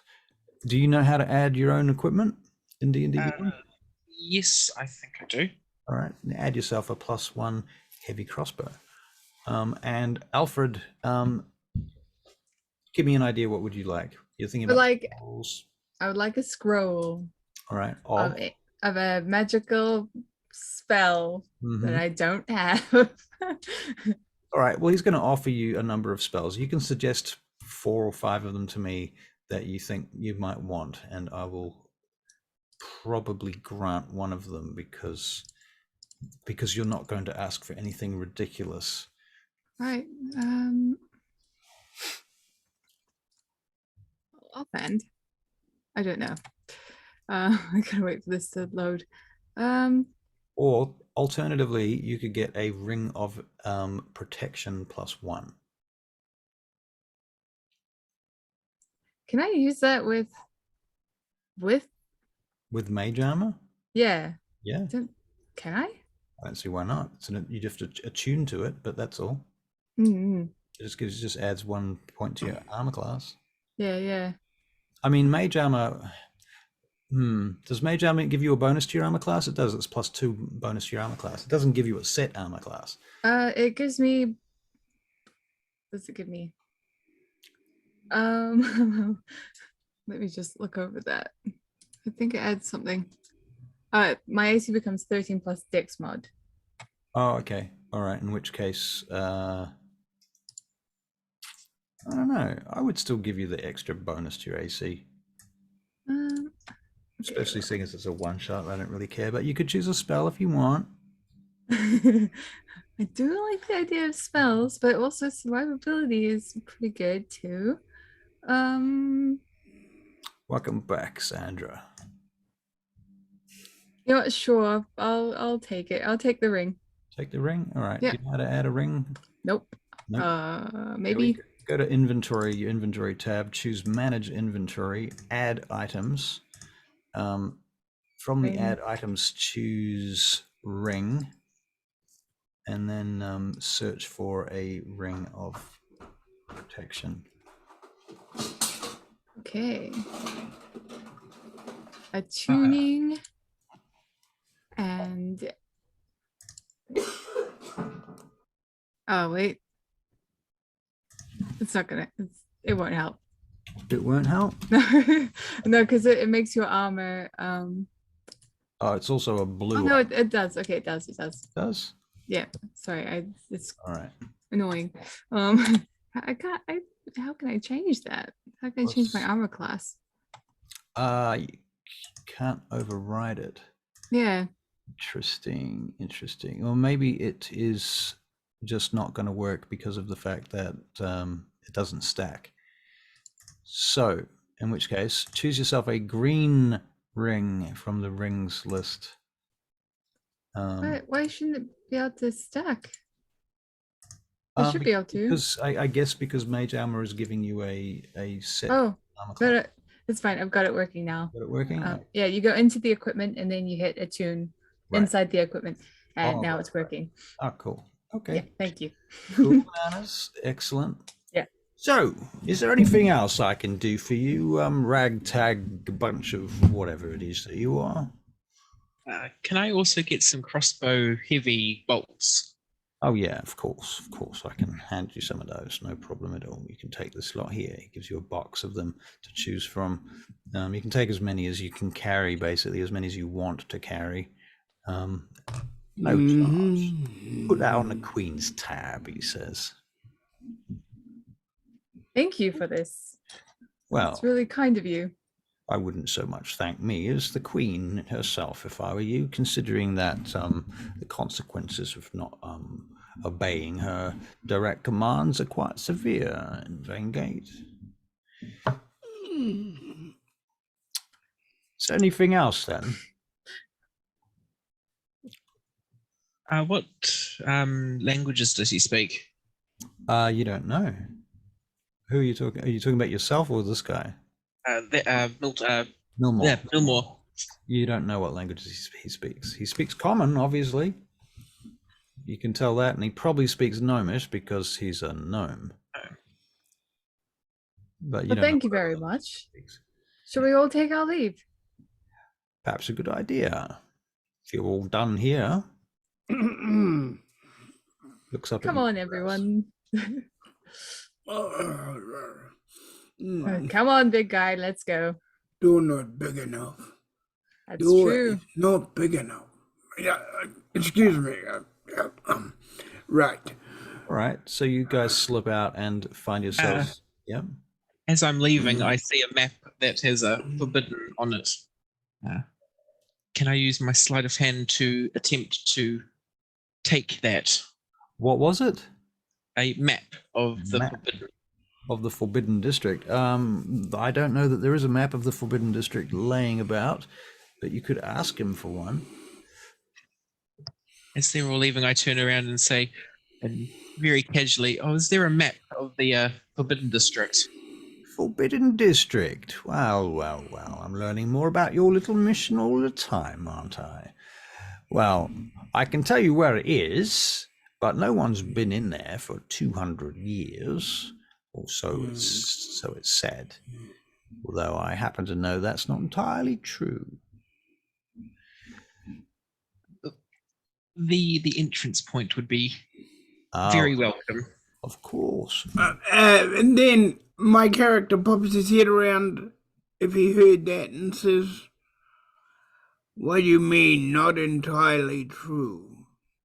Well, there was a small ragtag bunch, not unlike yourselves, that went journeying into the Forbidden District not so long ago. Caused all manner of trouble. So they weren't like us, coming in here and asking you for things and then going there. It wasn't another group of us. Oh, no. I had nothing to do with that. Nothing at all. You can make an insight check, please, Charlie.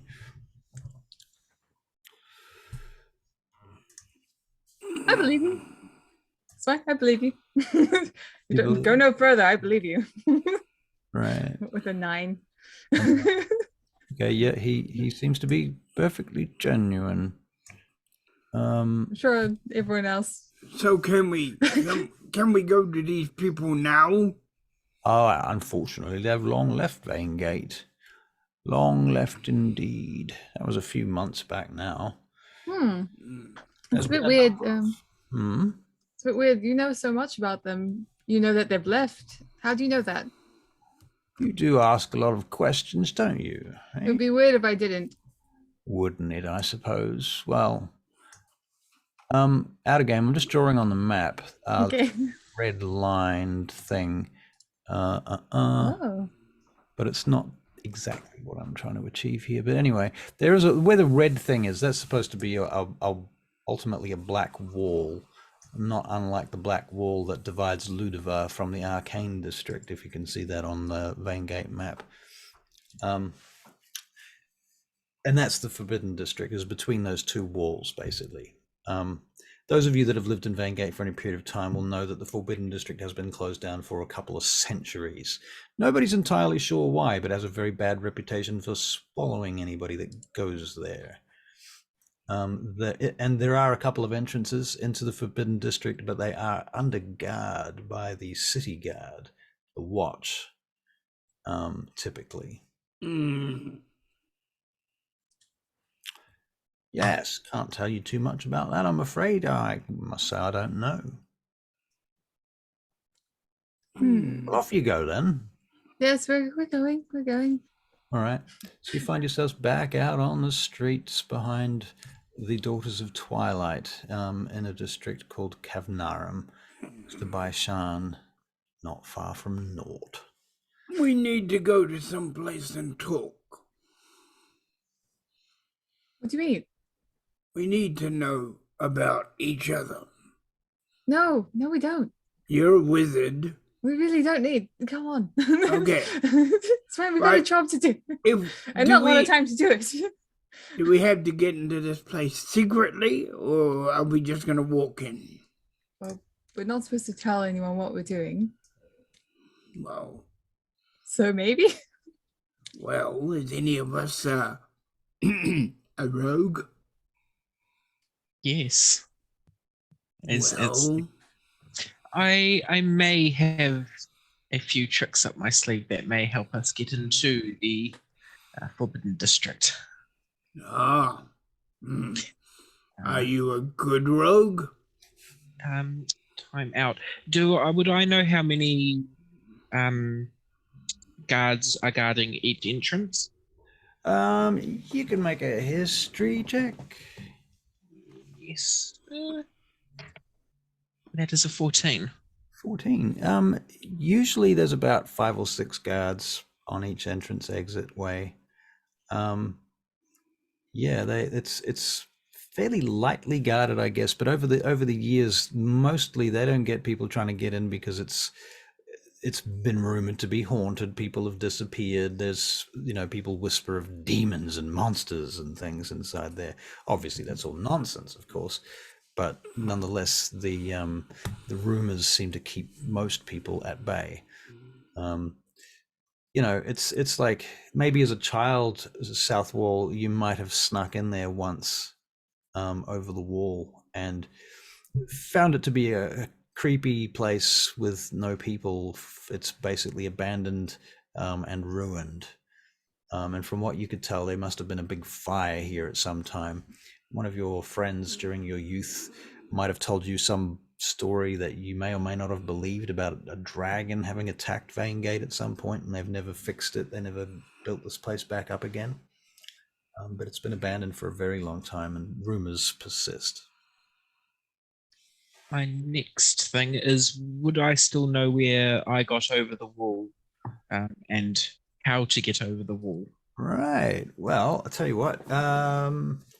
Yeah, you do.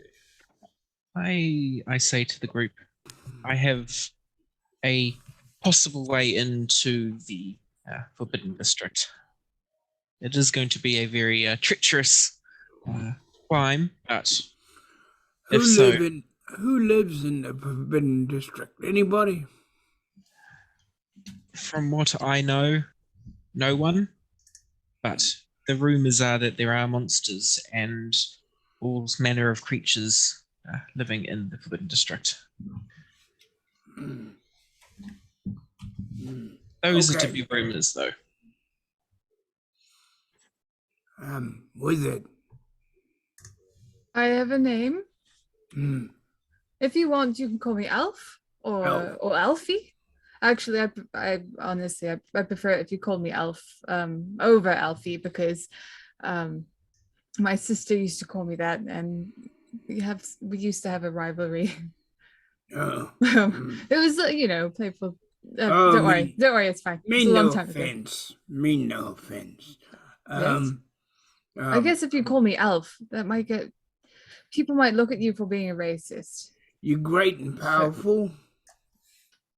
I'm sure. Good. I am incredibly powerful. I believe you. Okay. Not, All right. Yeah. I mean, I could be. Oh, right. What were you gonna say? I'm not a prodigy like my sister or anything, but I'm good. I'm all right. Oh, don't you worry. By the time we finish, you'll be really good. Ha ha ha ha. Let's go. Oh, All right. what do? You over there, the one, that one, the one I haven't spoken to. Spoken to the rogue, spoken to the wizard, haven't spoken to you. Oh, me, the Andra. Yeah, the under.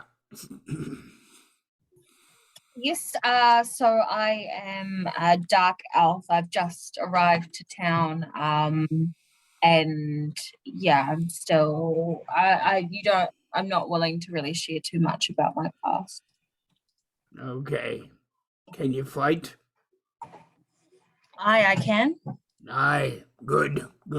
You confident fighter. I think I could pack a good punch. Oh, can you give a good punch? Is more to the point.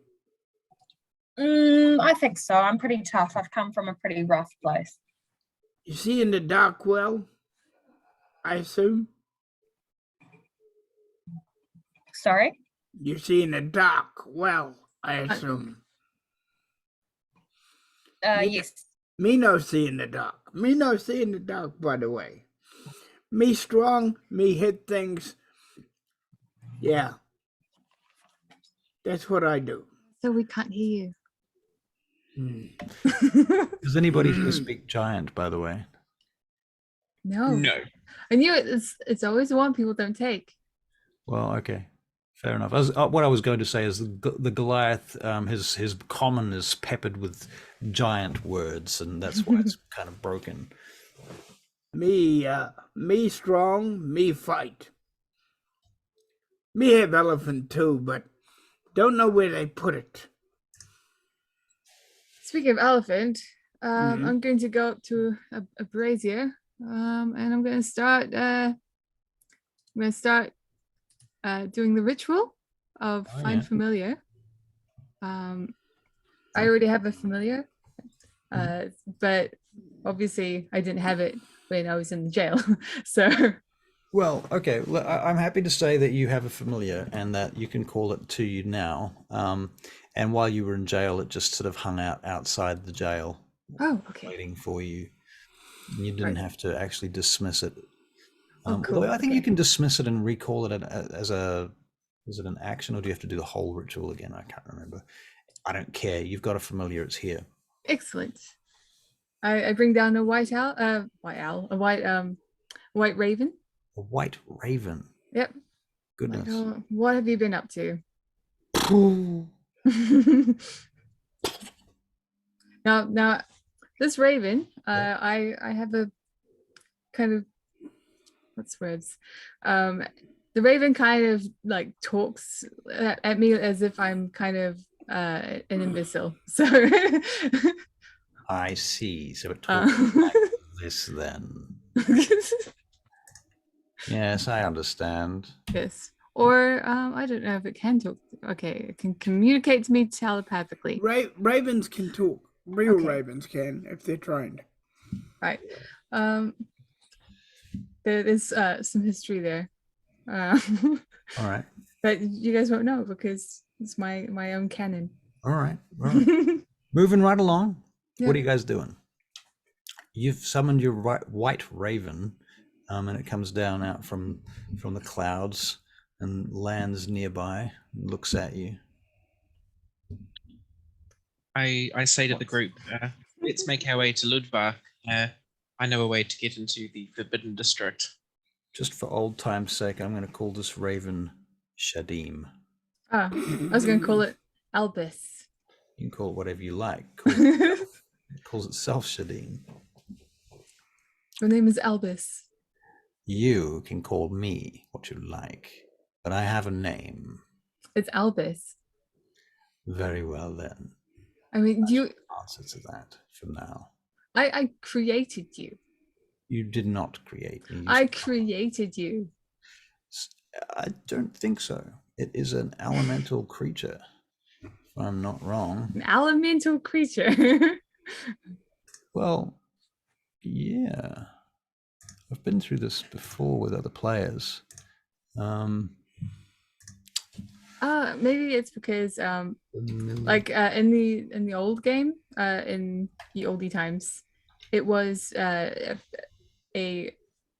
part of the wizard's soul to create a familiar. Right. So when they died, they would lose a level. The wizard would lose a level. Right. So if it's different here, it's a bit of an old one. You gain the status of a familiar, a spirit. It is a spirit that takes the form of an animal that you choose. So you've summoned a spirit. It is a spirit that was pre-existent. It is either a celestial, fae, or a fiend. You get to choose. It will be celestial. All right. Because I know celestial. Very well then. Yeah. So it is a celestial spirit. Okay. Excellent. So where are you standing right now? Like, what are you doing? You on the street? You still in the tavern? No, you left the tavern to follow the halfling. We have got to get going. Right. So I'm gonna look around for that halfling, by the way. Right. Well, unfortunately, he escaped. No, I want to see if he resumed his following. Oh, okay. Well, we'll make a perception check. An 18. Looking about, you do see a small figure up on a roof. observing from a distance. What was your name, Rogue? Telos. Tenno? Up on the roof. I look up very slightly and see the hooded figure Mm-hmm. and say to the group, I'm just going to slip off. And I go down an alleyway All and right. start climbing up the side of the building. Make an athletics check, please. Come on, athletics. 5. Oh, this is your city. You know the city well. You can have advantage because I'm a nice guy. But if you fuck it up with advantage, it's truly fucked up. 14. Okay, you managed to get onto the roof of the nearby building. I stealthily make my way up behind him. All right, can you make a stealth check, please? 19. You get right up behind him, and he's still sitting there looking down at the rest of the group. What is the rest of the group doing whilst he's climbing, running, jumping, climbing trees? What is he up to? We have an observer on the roof. How far away is the observer? Oh, 121 feet. Wow. Just you move 1 foot forward, cast fireball. No, I didn't. Magic missile. No. I'm gonna take out my javelin. Okay, so you pull out a javelin. All right. Yep. All right. Fair You enough. do it. So you've pulled it out and you sort of heft it into your hand, Yep. ready to do something with it. I just make it look like I'm using it as a crutch at the moment. As you're doing that, you're leaning on it. You see your friend Talos moving along the rooftop very quietly behind this figure. No, I won't disturb what he's doing. I'll just lean on it quietly and look like I'm having a conversation. All right. What Xandra and Alfred, what are you doing? You're just chatting, talking, looking. I'm just gonna observe. All right. Are you trying to are you letting it be known that you're observing, or are you doing it sort of surreptitiously?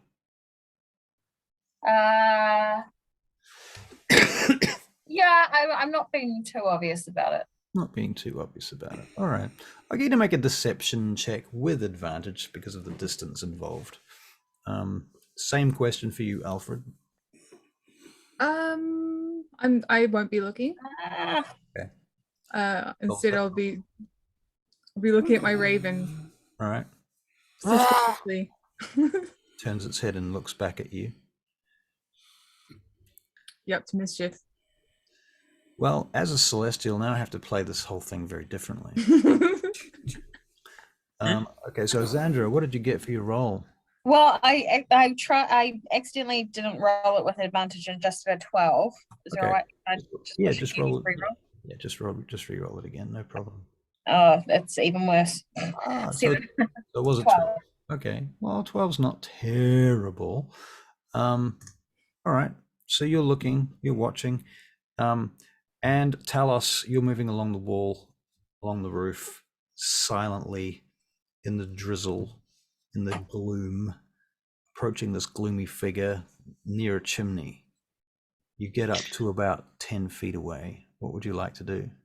I pull out one of my daggers and go up behind him and say, and round his throat and say, why are you following us? He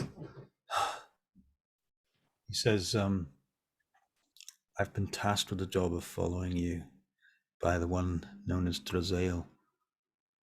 I work for him. Interesting. How to get you down from here? That's going to be interesting. I attempt to try and get him down to the rest of the group.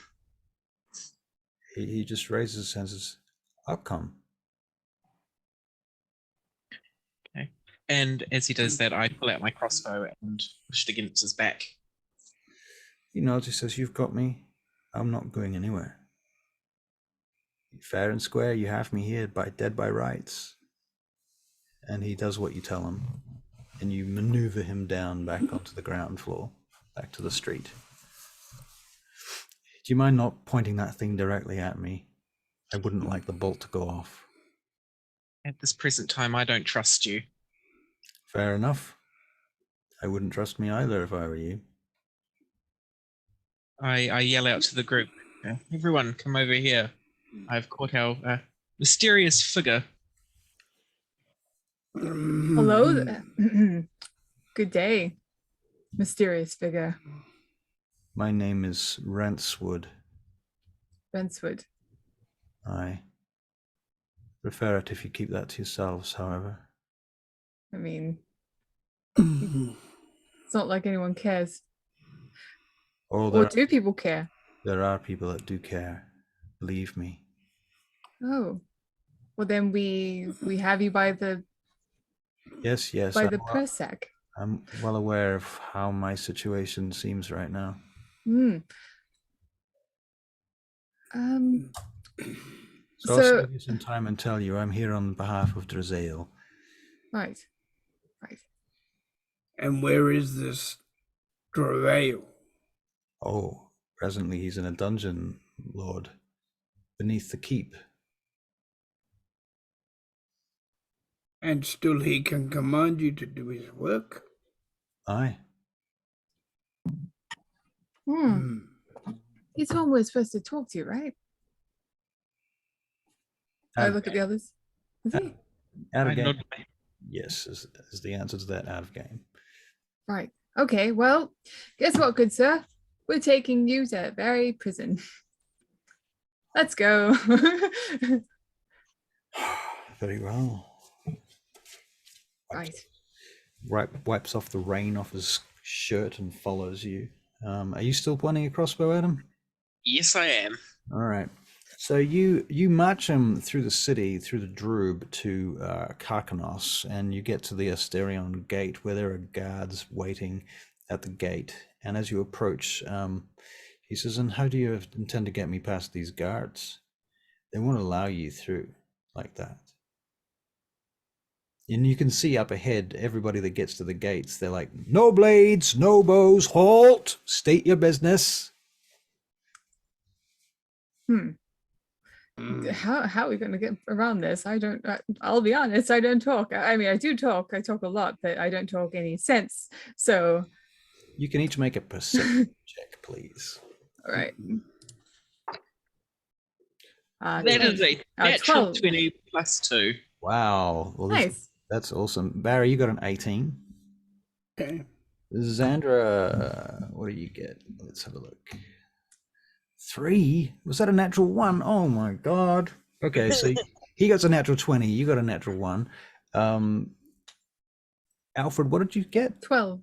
12, okay. Yeah, I mean, people are going up to the gate, they're talking to the guards. Every now and again you see somebody gets shifted away and just dragged off, and sort of pushed back from the gates, rejected from entering, basically. And they often, the last person, that seems to be an old lady right now, she's been pushed away and she's crying as she's been told to move on. She cannot take her cart of apples into Asterion for whatever reason. How much? Excuse me, ma'am. She turns and looks at you. What is it? How much for your cart of apples? You want my apples, all of them? Yeah. Why not? How much is that? The cart too, ma'am. Oh, you need the cart, don't you? You need that cart. So you keep the cart. I'll buy everything in the back. What would you give me for it, ma'am? Oh, sir, sorry. It's okay. Even I'm like, what the hell? Well, what would you like? Oh, if you could do me 2 gold pieces, that would do me fine for a week. But that would be charity, love. You'd only truly owe me about 10 silver for these apples. They're not worth much. Well, you know what? I'll give you 5 gold. Oh, 5. my lord! She drops down to her knees in the mud in front of you. My lord! No. No. Stand up. May the gods bless you, sir. Bless you, sir.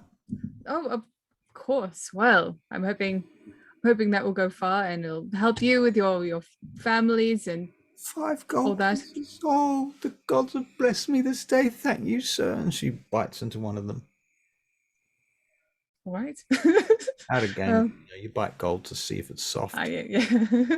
That's how you tell if it's really gold. I'm not sure what to do with all these apples now. And she, You may I go now, Lord? know what, how about I take one apple and this would be good enough. Thank you. Oh, my Lord. I'll start biting into it. She pushes her cart away in the mud and the rain. All right.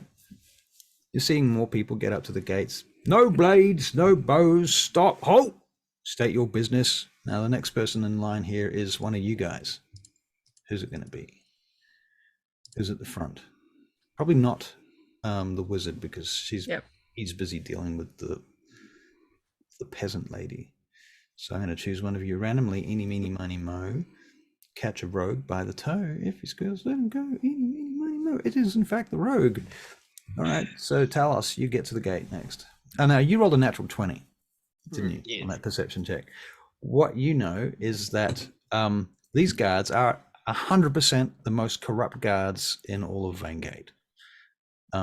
They will take money to let you in, but they will extort you. And if you do it once, they'll keep extorting you. And they'll keep hiking the prices up. They're absolute bastards, these guards. Conversely, Zaandra, you being relatively new to Vaingate, you've been here for what, 10 months, did you say?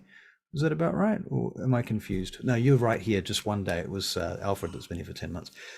So you don't know these guards at all. They must be perfectly reasonable people. They're of course, they're going to let you through, especially seeing as you're on a mission, blah, blah, blah, but it is a secret mission, so you can't exactly tell them. So you can justify that however you want, but in any case, you think they're upstanding citizens right now. And Barry, what did I tell you? You rolled an 18 for perception. So Barry, you're noticing them literally. You notice one of the traders that's trying to get into Asterion surreptitiously passes over a few coins to one of the guards, who slips it into a bag and lets them through. But Talos, you're up front. But your Goliath friend may approach and say something if you want to. No blades, no bows. You state your business. I look at the guards, and as I know that they are the most corrupt guards in the gate, I ask them how much for all. Looks at you. Aren't you an astute little bastard, aren't you? Eh? You look a bit familiar, don't you? I think I might know your brother. Looks at and you indicate the rest of the group. Yes, I point them all out. Astute little friend. He goes, well, once you state your business, I'll tell you. I look at him and say, what do I say? I say something that is going to amaze him and confuse him at the same time. All right, make a performance check. I can do that for you, and that was a 13. 13. Oh, yeah. I see. I'll tell you what. I'll let you all in there for a gold piece each. You just put it over there on that post as you go past. Absolutely, kind sir. And I give 5 coins to the put it on the post. All right, very well. You make it past the guards and you begin heading on through the Elven district once again, up through Asterion.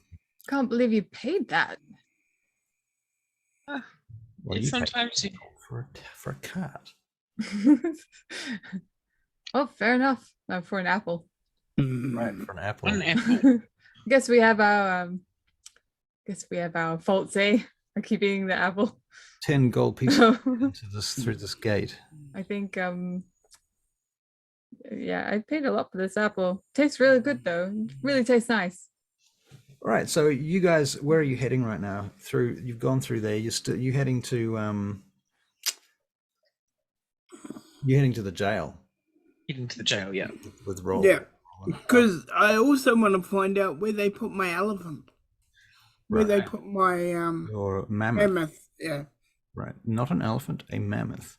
a mammoth. Sorry. Okay, so you get to the jails, and the guards are like, what are you doing here? You want to be put away?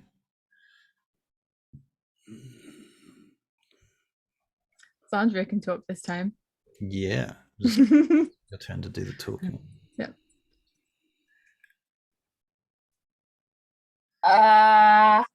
So Sorry, can you just repeat who said that? yeah, so quick refresher. You're here with this halfling called Rentswood, who works for a dwarf named Drazael, who is a crime boss. Drazael is in jail. Drazael rhymes with jail. And Drazael seems to be giving orders to this halfling rogue to follow you, despite the fact that he is in jail. He apparently may know something about this operation that is going on with the Wizards of the Barkile Envoy beneath the city. And that's the main reason that you're here. Queen Claresca said that you could talk to Drazael and that you could offer him some kind of deal if he gives you useful information. Okay. Okay, so we're here to see Drazael. They look at you, and one of the guards you recognize from earlier today, and he says, "It's true. I heard they were taken to see the Queen today. They're here on official business." And so they let you in, and you're taken down into the dungeons. So you're bringing the halfling with you? Could we put this guy in, I don't know, chains or something, or whatever it is you do with prisoners, because he belongs here as well? He shakes his head.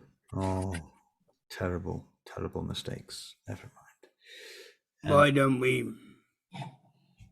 Why don't we keep him with us? He might come in handy. Don't you think you can come in handy, my friend? he looks up at you. Your friend is wise. I'm sure I can help in some fashion. I'm sure he can. And if not, I can deal with him. It remains to be seen, doesn't it? You can It make does. an insight check if you like. We'll keep him. Yeah. See how much you trust him. He's a good man. Poof. Sorry, I Pat- trust you. Pat on the back. Alfred completely trusts him with her 8. Yeah, his 8. His 8. No, I take everything back. Stop the chains, stop the prison. I trust this guy. Or I would trust you with my children. Right. Really? Do you have children? Nobody else wants to make an insight Not yet. check? Yeah, I will make an insight check. Yep. Is a 9. Oddly enough, you trust him too. He seems to be telling the truth. Xandra trusts him with a massive 3. And Barry, your Goliath character rolled a 19 and doesn't trust him worth his salt. But then you don't trust anybody anyway, so that No. probably makes sense. I'm still wondering about this lot. Right. Right, that's fair. I wouldn't trust them either. All right. I'm keeping him. Like a pet. Does anybody object? No, that's fine. Fine. He looks like a genuine stand-up gentleman. I am indeed genuine stand-up gentleman. That's right. Yes, the whole following us thing. Nothing suspicious there. I was following orders. And running away. Following orders, Lord. Yeah. Well, you're with us until I say otherwise. Clear? And we're going to end up talking to the gentleman that you are working for. So we can get this all straightened out.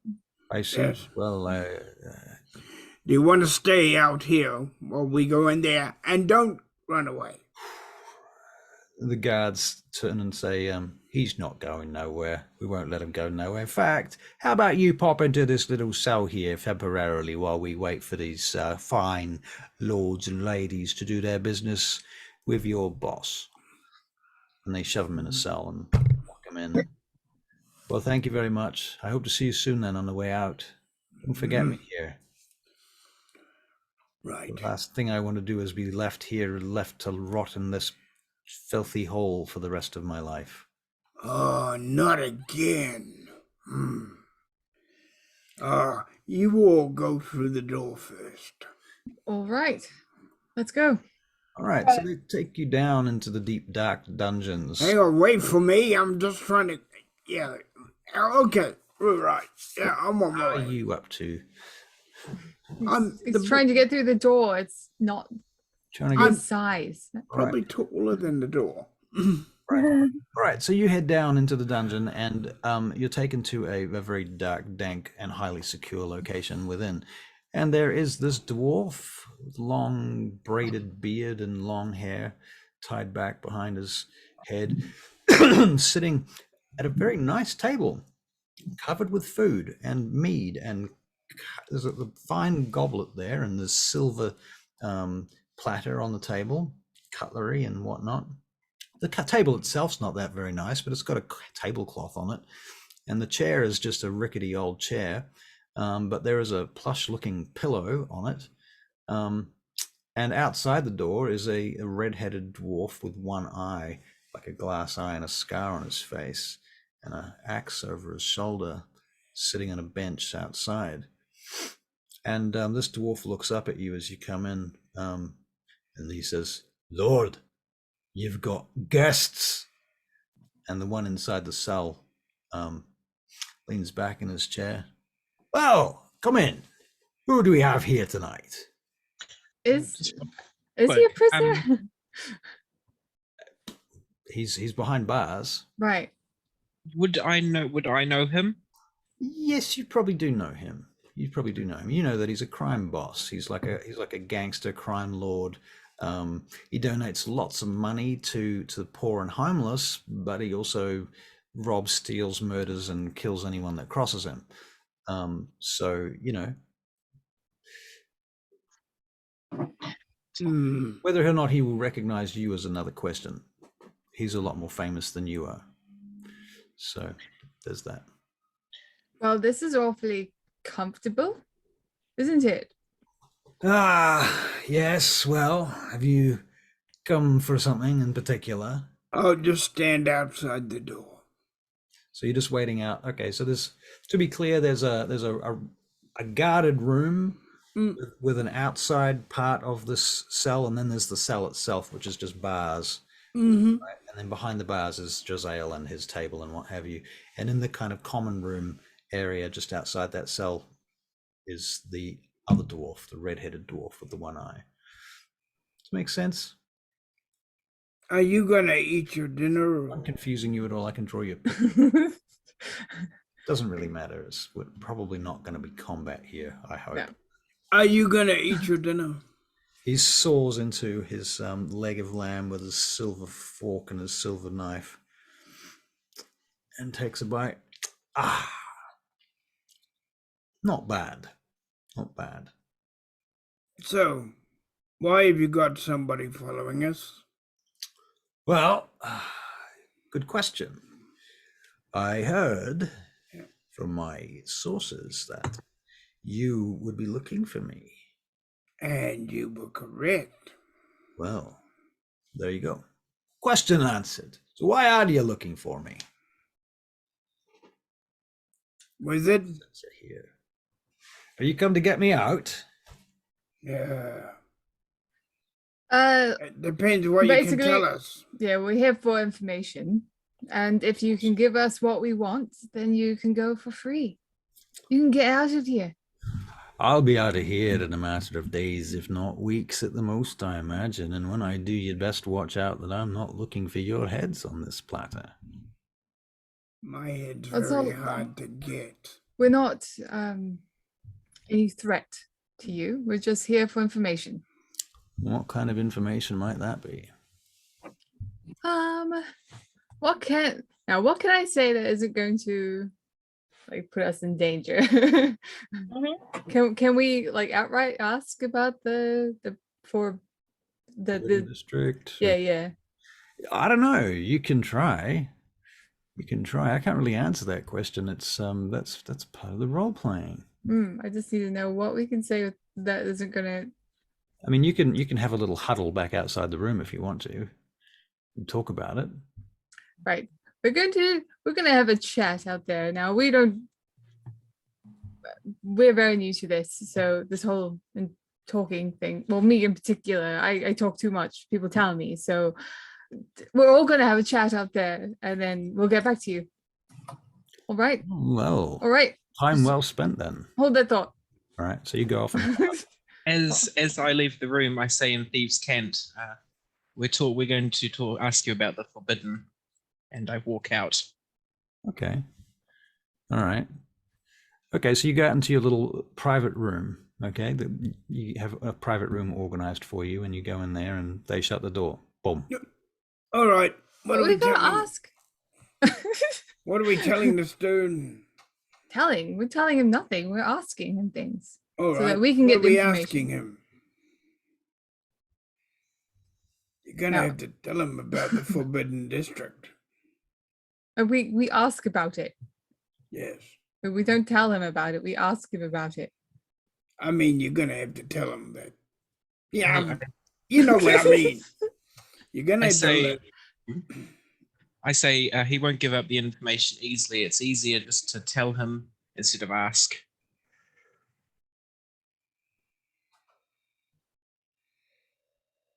That confuses me, but I'm open to it. Got Do you any- want to take point on this one? Yeah, I will. I'll take point on this one. That's good. That's good. My Sounds good. brain gets scattered sometimes. I'm sorry. That is all Mine right. does it all the time. All right, let's go. All right. Yep. Everyone agree to that? All right. So you go back into Drizel's cell room. So you've gone back. Well, that's a good sign, I suppose. He crunches into an apple. Would he understand Thieves' Cant? You think he might? I am going to be speaking in Thieves' Cant for the entire Conversation. So no one here would understand unless they can speak Thieves' Cant. All right. And hopefully that Giselle can also speak Thieves' Cant, because All right. obviously. I first go. What do you know about the Forbidden District? Quite a lot, as it turns out, he says in response in Thieves' Cant. Excellent. I then ask him, what do you know about the catacombs? Oh, it's about that, is it? Yes, it is. Well, you know, my friend, you're digging yourself a hole. You don't want to go to the catacombs. Believe me, there's nothing but nastiness down there. Everyone wants a piece of it. Barkyle Envoy sending wizards down there now. They're trying to dig the place out. They're trying to steal ancient artifacts directly from beneath the feet of the nobility of Vaingate. Ha! How audacious. The audacity. I too also laugh at that. And modest to his laughter, but I do laugh at his comment, and say, I enjoy the adventure of exploration. What are they paying you to go down there? What are you I looking say, for? we are looking for a specific item, Oh, a very large book. book. A very large book. Very large book, yes. Let me save you some time. The book's gone. I had it taken months ago. It was stolen by a friend of mine, Milford Brixton. God's rest his soul. Would you have any idea where it may be? No idea. I haven't heard from him since, but I heard he's been, shall we say, he passed on. Yes. Last I heard, he made it all the way to Hemoth Tirith, many, many weeks from here. The Elven district, Elven realm, should I say. That book is gone. But I can tell you that the wizards of the Barakyle Envoy, their interest in The undercrofts of Vaingate have not subsided. There's many more relics and artifacts of Astorian origin there. The giants left behind a whole treasure trove. My people couldn't so much as recover not even a tenth of it, and we made ourselves wealthy beyond belief. This book is instrumental into our games. Well, you best make yourself a fake book then, because you'll never find that one. I thank him for his. Oh, actually, do I perceive that he may be not telling the truth? You can make an insight check. That is a 9. A 9. You can't tell. You can't tell whether he's telling the truth or not. Out of game, I will say to you though that it may well be that Queen Claresca hasn't got all the information. So it may be that the mission parameters are flawed from the outset, and then that might set you a questioning that very fact. I say to him, "Excuse me for one moment," and I turn to the group. I very quietly say to them, "The book's not here." Where is it? In the Elven realm, 2 weeks from here. More like 8, Then 10 weeks from here. Yeah. Oh, well, that's pretty good information. We were meant to look for the book, right? He says out loud, Giselle says out loud in common now, he says, "But you will find more wealth in those catacombs than you've seen in your lives. If I were you, I'd take the Queen's mission, take what I could from beneath, and I'd run away and be rich wherever you go. And if you happen to find anything down there that you can't sell, well, I could perhaps fence it for you. I'm interested in magic items and artifacts. I could sell that for you."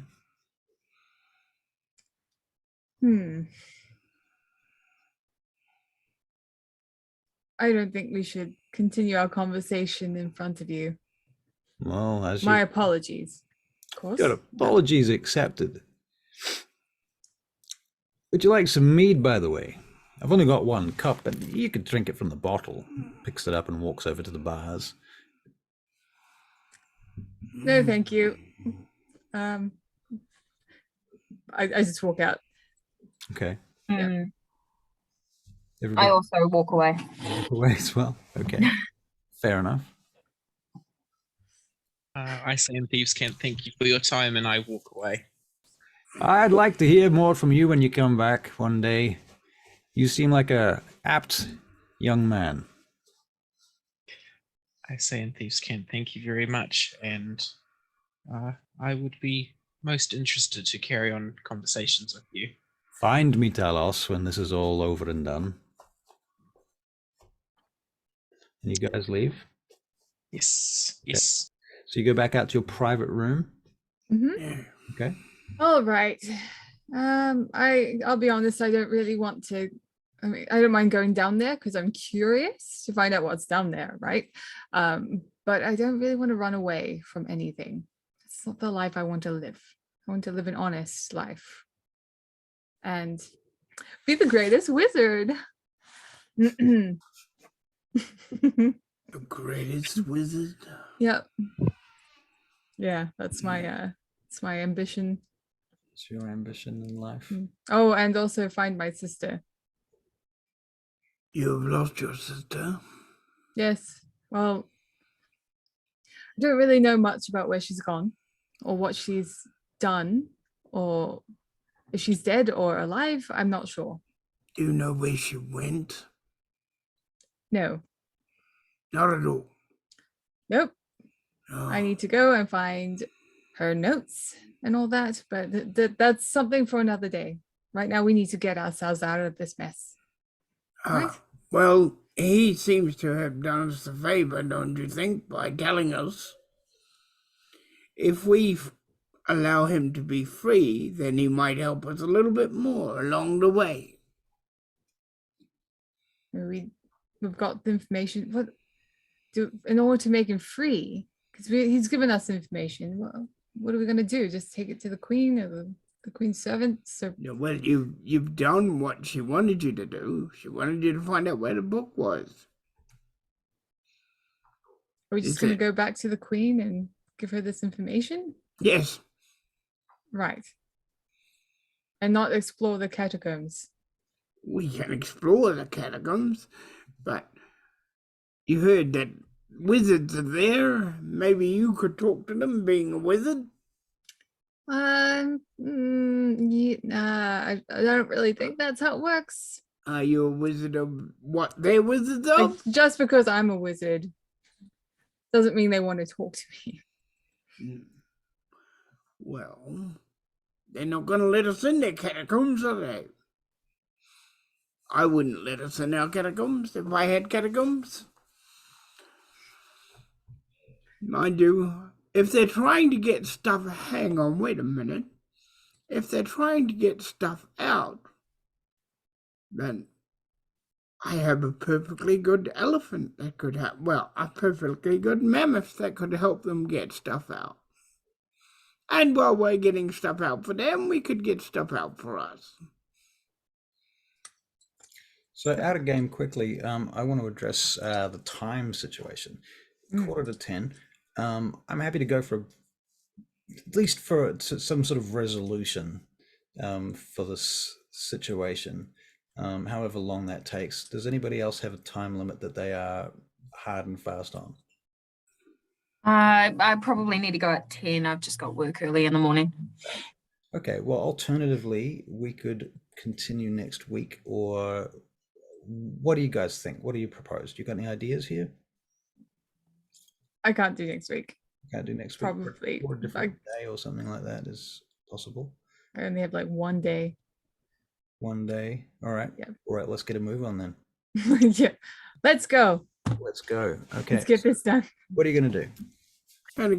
Shall we go and see the queen and tell her what we found out? I think we go see the queen. All right. Long story short, then, you cut across the city. Well, actually, you don't have to go very far because this prison is underneath her palace. So you are. Oh, I find out where my mammoth is. All right. It's in the stables of the, outside the palace. Good. And so now you know how to get access to it. Yeah, that's all I wanted to know. The Master of Arms takes you directly to see the Queen, and you go into a private chamber where she is there, but she's under guard. And she asks you, what have you found out? The book is not here. It is in the Elven district, Elven realm. She says to you, and what is beneath the city? What have you found out? There is a treasure trove of gigantic magical powers and scrolls and books, such items. Right. She says, I wish to see evidence of the wrongdoings of the Barakyle envoy wizards. All right. I suppose we'll go and explore it then. I shall give you a cohort of guards to get you in.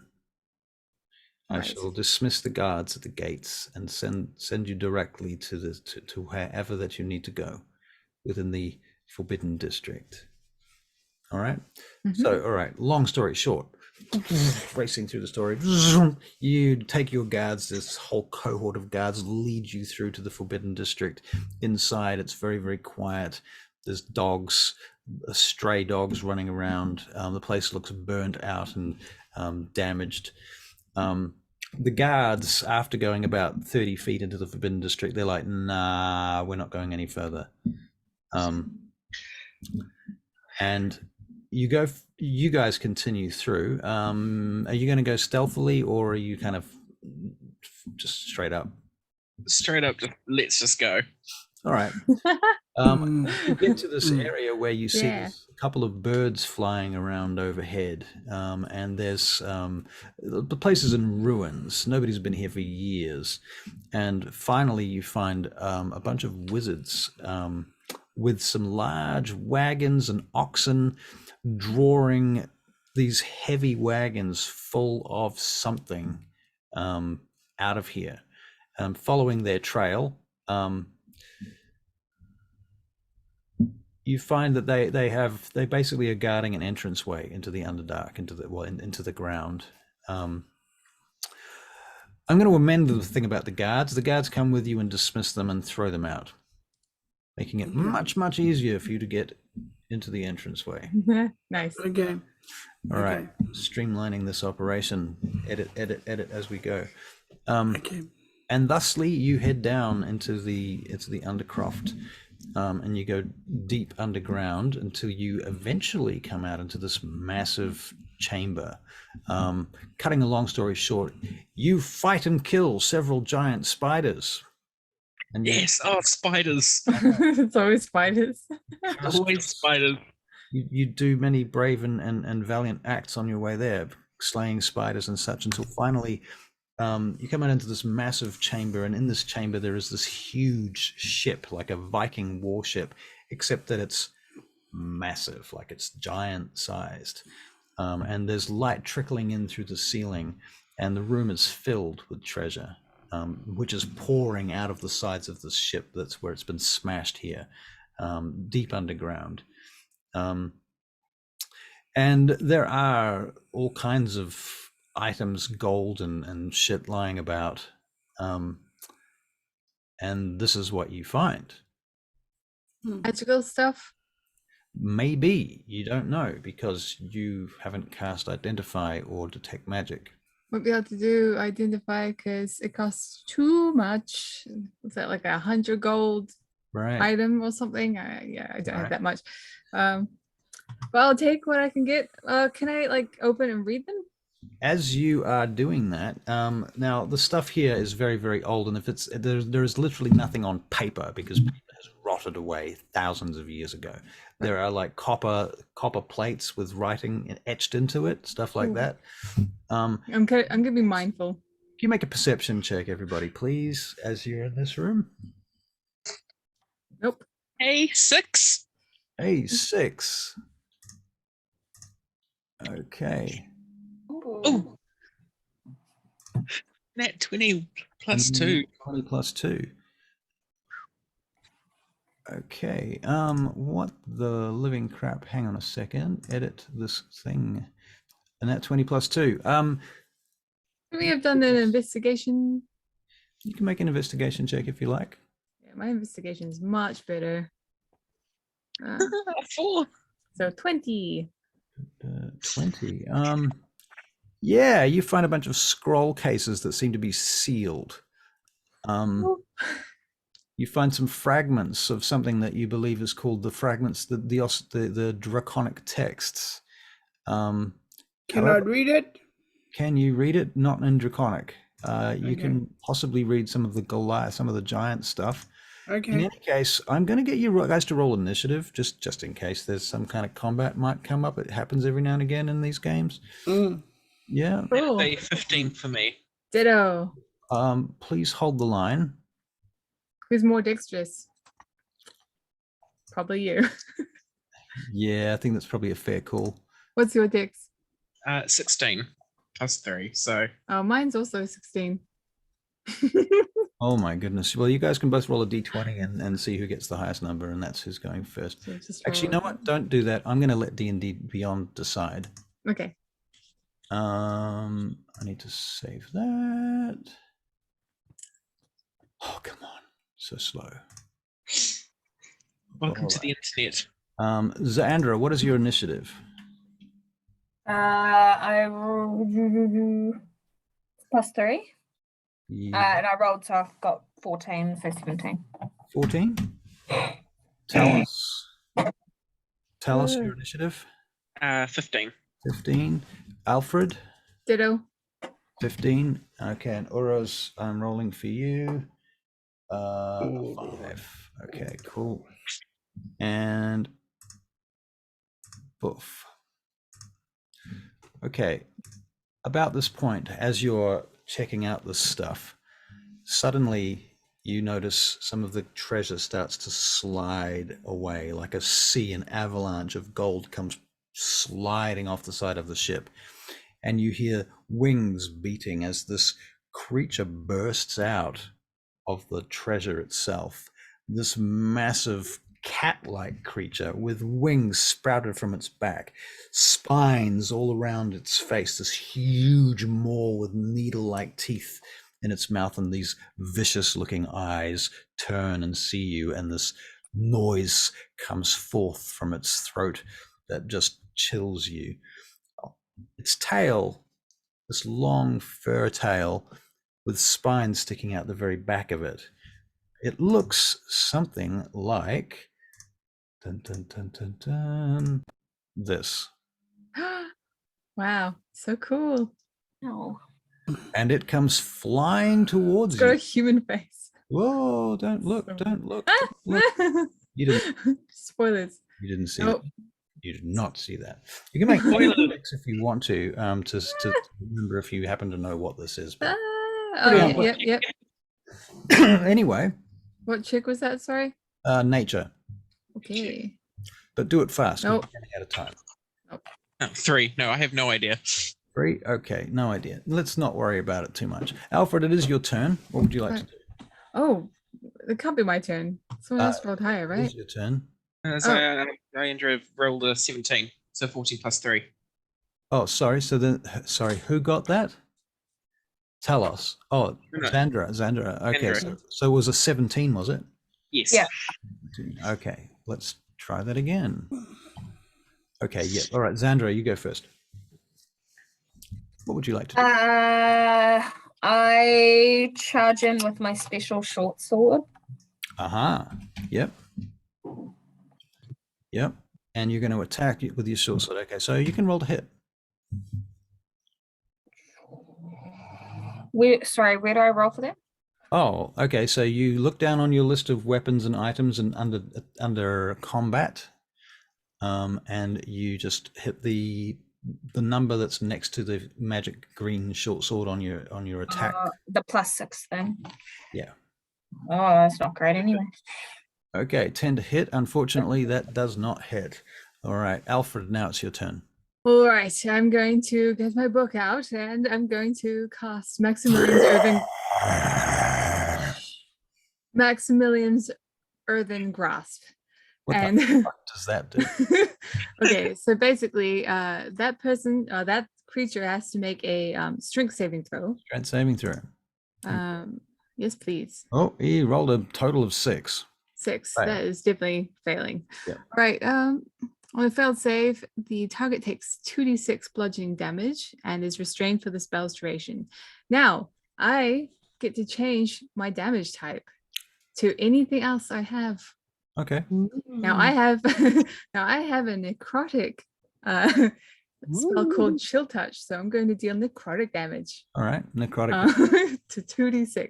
Which Okay. I don't know if I don't know how to do that. So I'm You know how to roll 2d6? Oh, wait, cast spell. Okay, yep, cast spell. How do I roll 2d6? Okay, do you see there's a big red dot in the bottom left corner of your screen that's got a d20 picture on it? Like Yep. an icon of it? Okay, hit that. And then you go to the d6 and hit it twice. Click, click.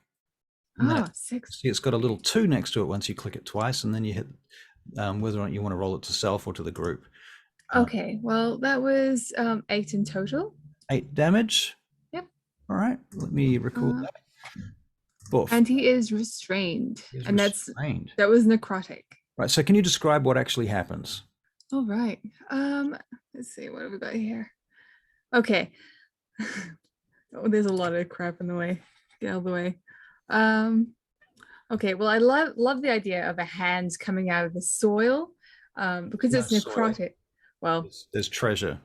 oh, it comes out of the treasure. It's made of treasure, but also it's dark and skeleton-y, and it's a necrotic one. So it's kind of like the Chill Touch. So what about spell. a green glowing skeletal astral kind of hand pushes its way out of the treasure and grabs it, pulls it down to the ground. Does that kind of work for you? I might go with a different approach to that. Instead, it's going to be a rainbowy touch, All but right. it will still have a necrotic flavor. All right, very good. You pull it. Yeah. In any case, it's restrained. Yeah. Do you have any other actions, bonus actions, movement, flavor, Um, or dialogue you would like to run right now? No, All I right. don't. No. Talos, it's your turn. I get out my crossbow, my heavy crossbow, and I fire at it. Roll to hit. That was a 22. That is definitely a hit. Roll your Cool. damage, please. Ooh, 10 damage. 10 damage. Okay, nice. Oof. It screams at you. Is that the rest? Do you have any other actions, bonus actions, anything else that you can do on your turn? No, I have nothing else. Very well. Okay, the creature attempts to. It says Yeah. does it want to do something or break out of restraint? No, it's going to use a ranged attack. Oh, okay, right. And so the tail that it's got with all these spikes on it whips around its head towards your direction, whoever the nearest person is. I'm guessing the Goliath is at the back right now because he's attacking last. Yeah. So he's going to go for the wizard with the tail spike, which suddenly all the spikes just fly out All right. across the room. What's your armor class? He's not going to hit you. It'll be 17. Wow. Okay, he misses you. But he has 3 attacks. Dun dun dun. Who's the nearest person? No, he probably can't reach you, so he's going to make a strength check. Is it a strength save? Well, it takes an action in order to break out. Yeah, he's got 3, so he does. Are you sure it's actions, not attack? I'm not getting caught up in that argument. Okay. All right. Well, It's going to make it's a strength save. Yeah. Okay. Technically, you're right, and Yeah. I'm not running it like that right at the second. He fails anyway, so he can't move. He's trying to rip his way out of this hand. Uraz, it is your turn. Okay, I use my going mad thing. Right, so just to remind you, you have rage, Rage. reckless attack, danger sense, and stone endurance are the main powers that you have as a Rage. So you're going to rage. Yeah. Okay, so that's going to give you +2 to your damage. If Yeah. you choose to use reckless attack, you would get advantage on your attack, but then so would he. But Okay. you would also get it, that stuff. All right. I'm do you just- want a reckless attack or not? I will use rage first. Okay, so you rage. Excellent. And you're going in with two-handed sword or? Yep, two-handed sword. All right, so you charge in with your two-handed sword. You get +5. 17. Okay, so you hit. How much damage does this do? 2d6 + 3. 2d6, 6, and a 2 + 3, 11. Okay, so you do 11 points of damage. +2, so 12, 13. Get back over here, 13. Okay. We are back to Zaandra. Going in with a short sword attack, or you have another plan this time? This time I do an Eldritch Blast. Okay, roll to hit with your Eldritch Blast, please. Nice. Ooh, 17, that hits. Very nice. Very nice. Okay. Roll your damage for your Eldritch Blast. Do I click on the 1d10 bit? Yep. Yeah. Oh, Oh, only 1 damage. Okay, so your Eldritch Blast nips his ear, knocking off spines from his ear and searing a mark in his fur. He turns and looks at it, turns back to you. Is that your only attack? Do you have any other bonus actions, movement, flavor, dialogue? nah. No. All right, Alfred, your turn. Right, I'm going to. He has to make another strength saving throw because I'm strangling him. All right. Doesn't he do that Crushing on him. his? Doesn't he do that on his turn? I can use my action to use the hand to crush him. Okay. So that's So what I'll he's- be doing. All right. So he rolls a huge 10, which I assume fails. It fails, yeah. All So right. 2d6, my friend. All right. Shoot. Ooh, 3. 3 damage. Dismal. That is pretty sad. The pair of you, last two of you, terrible. However, at this point, you see that he is quite hurt and bleeding now, and very pissed off. Talos, it's your turn. I use my crossbow again and shoot. All right, roll to hit. And that is a, can't even see it because the dice is coming out. 9. Big 9. Okay, that does not hit, unfortunately. It slides off his naturally tough skin, what they call natural armor, and he's quite peeved about that. He turns his tail towards you and fires a tail spike in your direction. What is your armor class? 15. 15, did you say? Yes. Yeah, he hits you.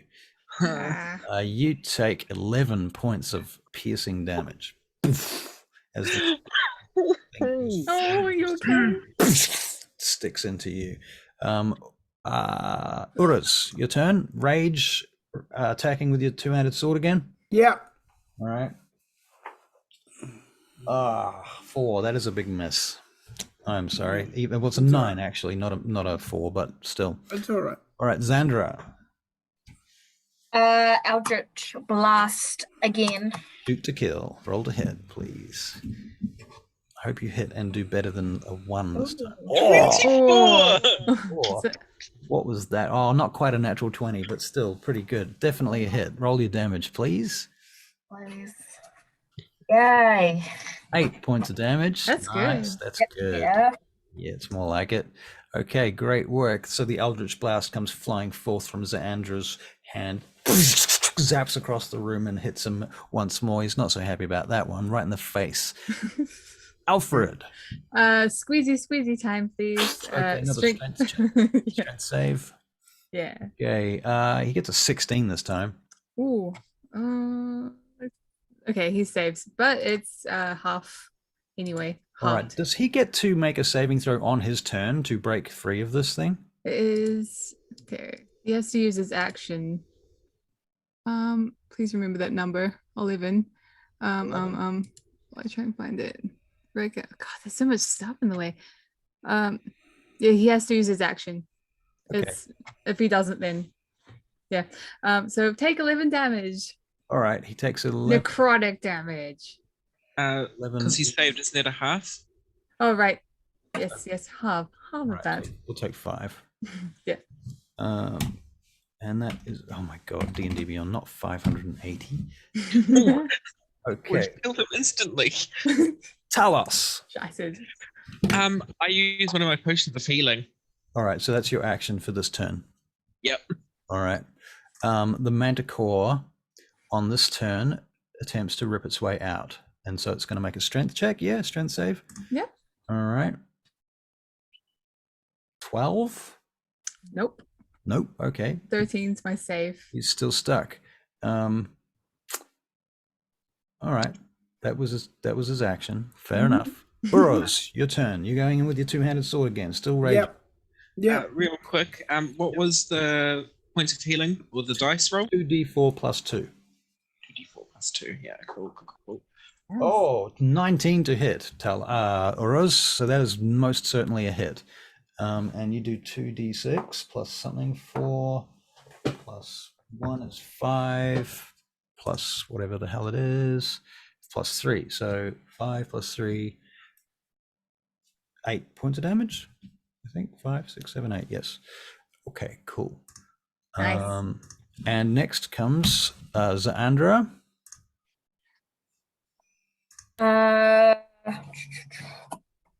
Eldritch. I'll do another Eldritch Blast. Another Eldritch Blast. Roll to hit, please.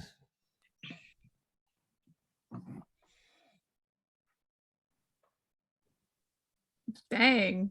Okay. All the high rolls today. Crikey, that's amazing. All right, do your damage, please. Oh, Oh, really? You rolled the 2 1s in this combat for damage. That sucks. Okay, Alfred, it's your turn. Right. Squeaky Manticore is squeeze. still caught up. All right, so he's squeezing. All right. Oh, he gets a natural 20. Well, you're still gonna eat half of it. So All my right. friend. So 1. Sorry, 1. 1 point of damage? Mhm. You guys suck. We're getting there. Tell us. You've used your action to drink a potion in the last round. What are you doing this time? Another I'm using my crossbow. crossbow. Yeah. Roll to hit. Actually, where is he Where is in he? relation to me? All right. So, well, you can kind of put yourself wherever you want. You can get up to within 30 feet of him. You could be within 30 feet of him. If you want to make a melee attack, you can use your speed to move up to do that. Yeah, I'm going to do that and pull out my elven longsword. All right. So you take out that's a free action. All right. So you want to hit with your elven longsword? Roll to hit. Yes. That is a 10, so that was not going to hit. That does not hit, unfortunately. Yeah, he pushes you away with his claw, or at least he pushes the blade away with his claw. And as you are now in melee range, he attempts to bite you. His bite is a 14 to hit. Does that hit you? That misses. That misses. Then he attempts to claw you twice. 18 to hit. That's going to hit you. That hits, yeah. 3 actually. He does 1d6 plus 3, 6 points of damage from his claw attack. And then he does 1 more attack on you, but he misses with his second claw. Okay. Uruz, you're going in with your 2-handed sword once more. I'm gonna do reckless. What's the Reckless name? attack. So you have advantage now to hit. Yeah. Okay, and you rolled a natural 20 on your first roll. Yeah. Rolled a 17 on your second roll, so you definitely hit. You do critical damage. Okay. So 2d, what did we say? 2d6 plus 3? 2d6 plus 3. So we're rolling 4d6. Awesome. 4d6 plus 3. 4 plus 4 is 8. Plus 4 is 12. Plus 2 is 14. Plus 3, 14, 15, 16, 17 points of damage. How do you kill him? I just run my sword through his throat. He collapses eventually, blood gushing out of his throat and mouth. His eyes go dim, and he slides down into the treasure and slides off the end of your sword. He's done for. And at this point, you all collect lots of magical treasure and gold and go back to your homes and live happily ever after as famous heroes. The end. And we Yay. have freedom. And you have I'd your like to go and become a full-fledged wizard. fledged wizard, right? Yeah. Okay, well, you are free to go to bed now, Xandria. Thank you so much for playing. I know we went a little bit over time, and I'm sorry we rushed it a bit there. I've not run this scenario before, so I'm kind of still getting the ins and outs of how much role-playing I can allow and Yep. how much tension to pull where and when to make the thing happen at the right pace. I'm used to running campaigns mostly, so one-shots are a lot harder because you really have to be onto it with the pacing. Yeah. All right, guys, very I good. really love this character. Well, you can always play this character again. I'm thinking of running one-shots once a week, and you could run the same character perhaps over time. I don't know whether if you had a group together, you could do a campaign over a longer period of time. It doesn't even have to be weekly. It could be bi-weekly or something like that. Yeah. I'm going to have to consider that because I do love playing, and playing D&D with you is fun. So Yeah, well, you guys too. Thank you very much. I've really enjoyed myself too. Thank you, guys. It's good to finally meet you guys, especially you, Jordan, because I know we've been talking online. You've been watching Vaingate and stuff, and yeah. that's been really cool. Yeah. Yeah. All right, guys, I'll stop the recording.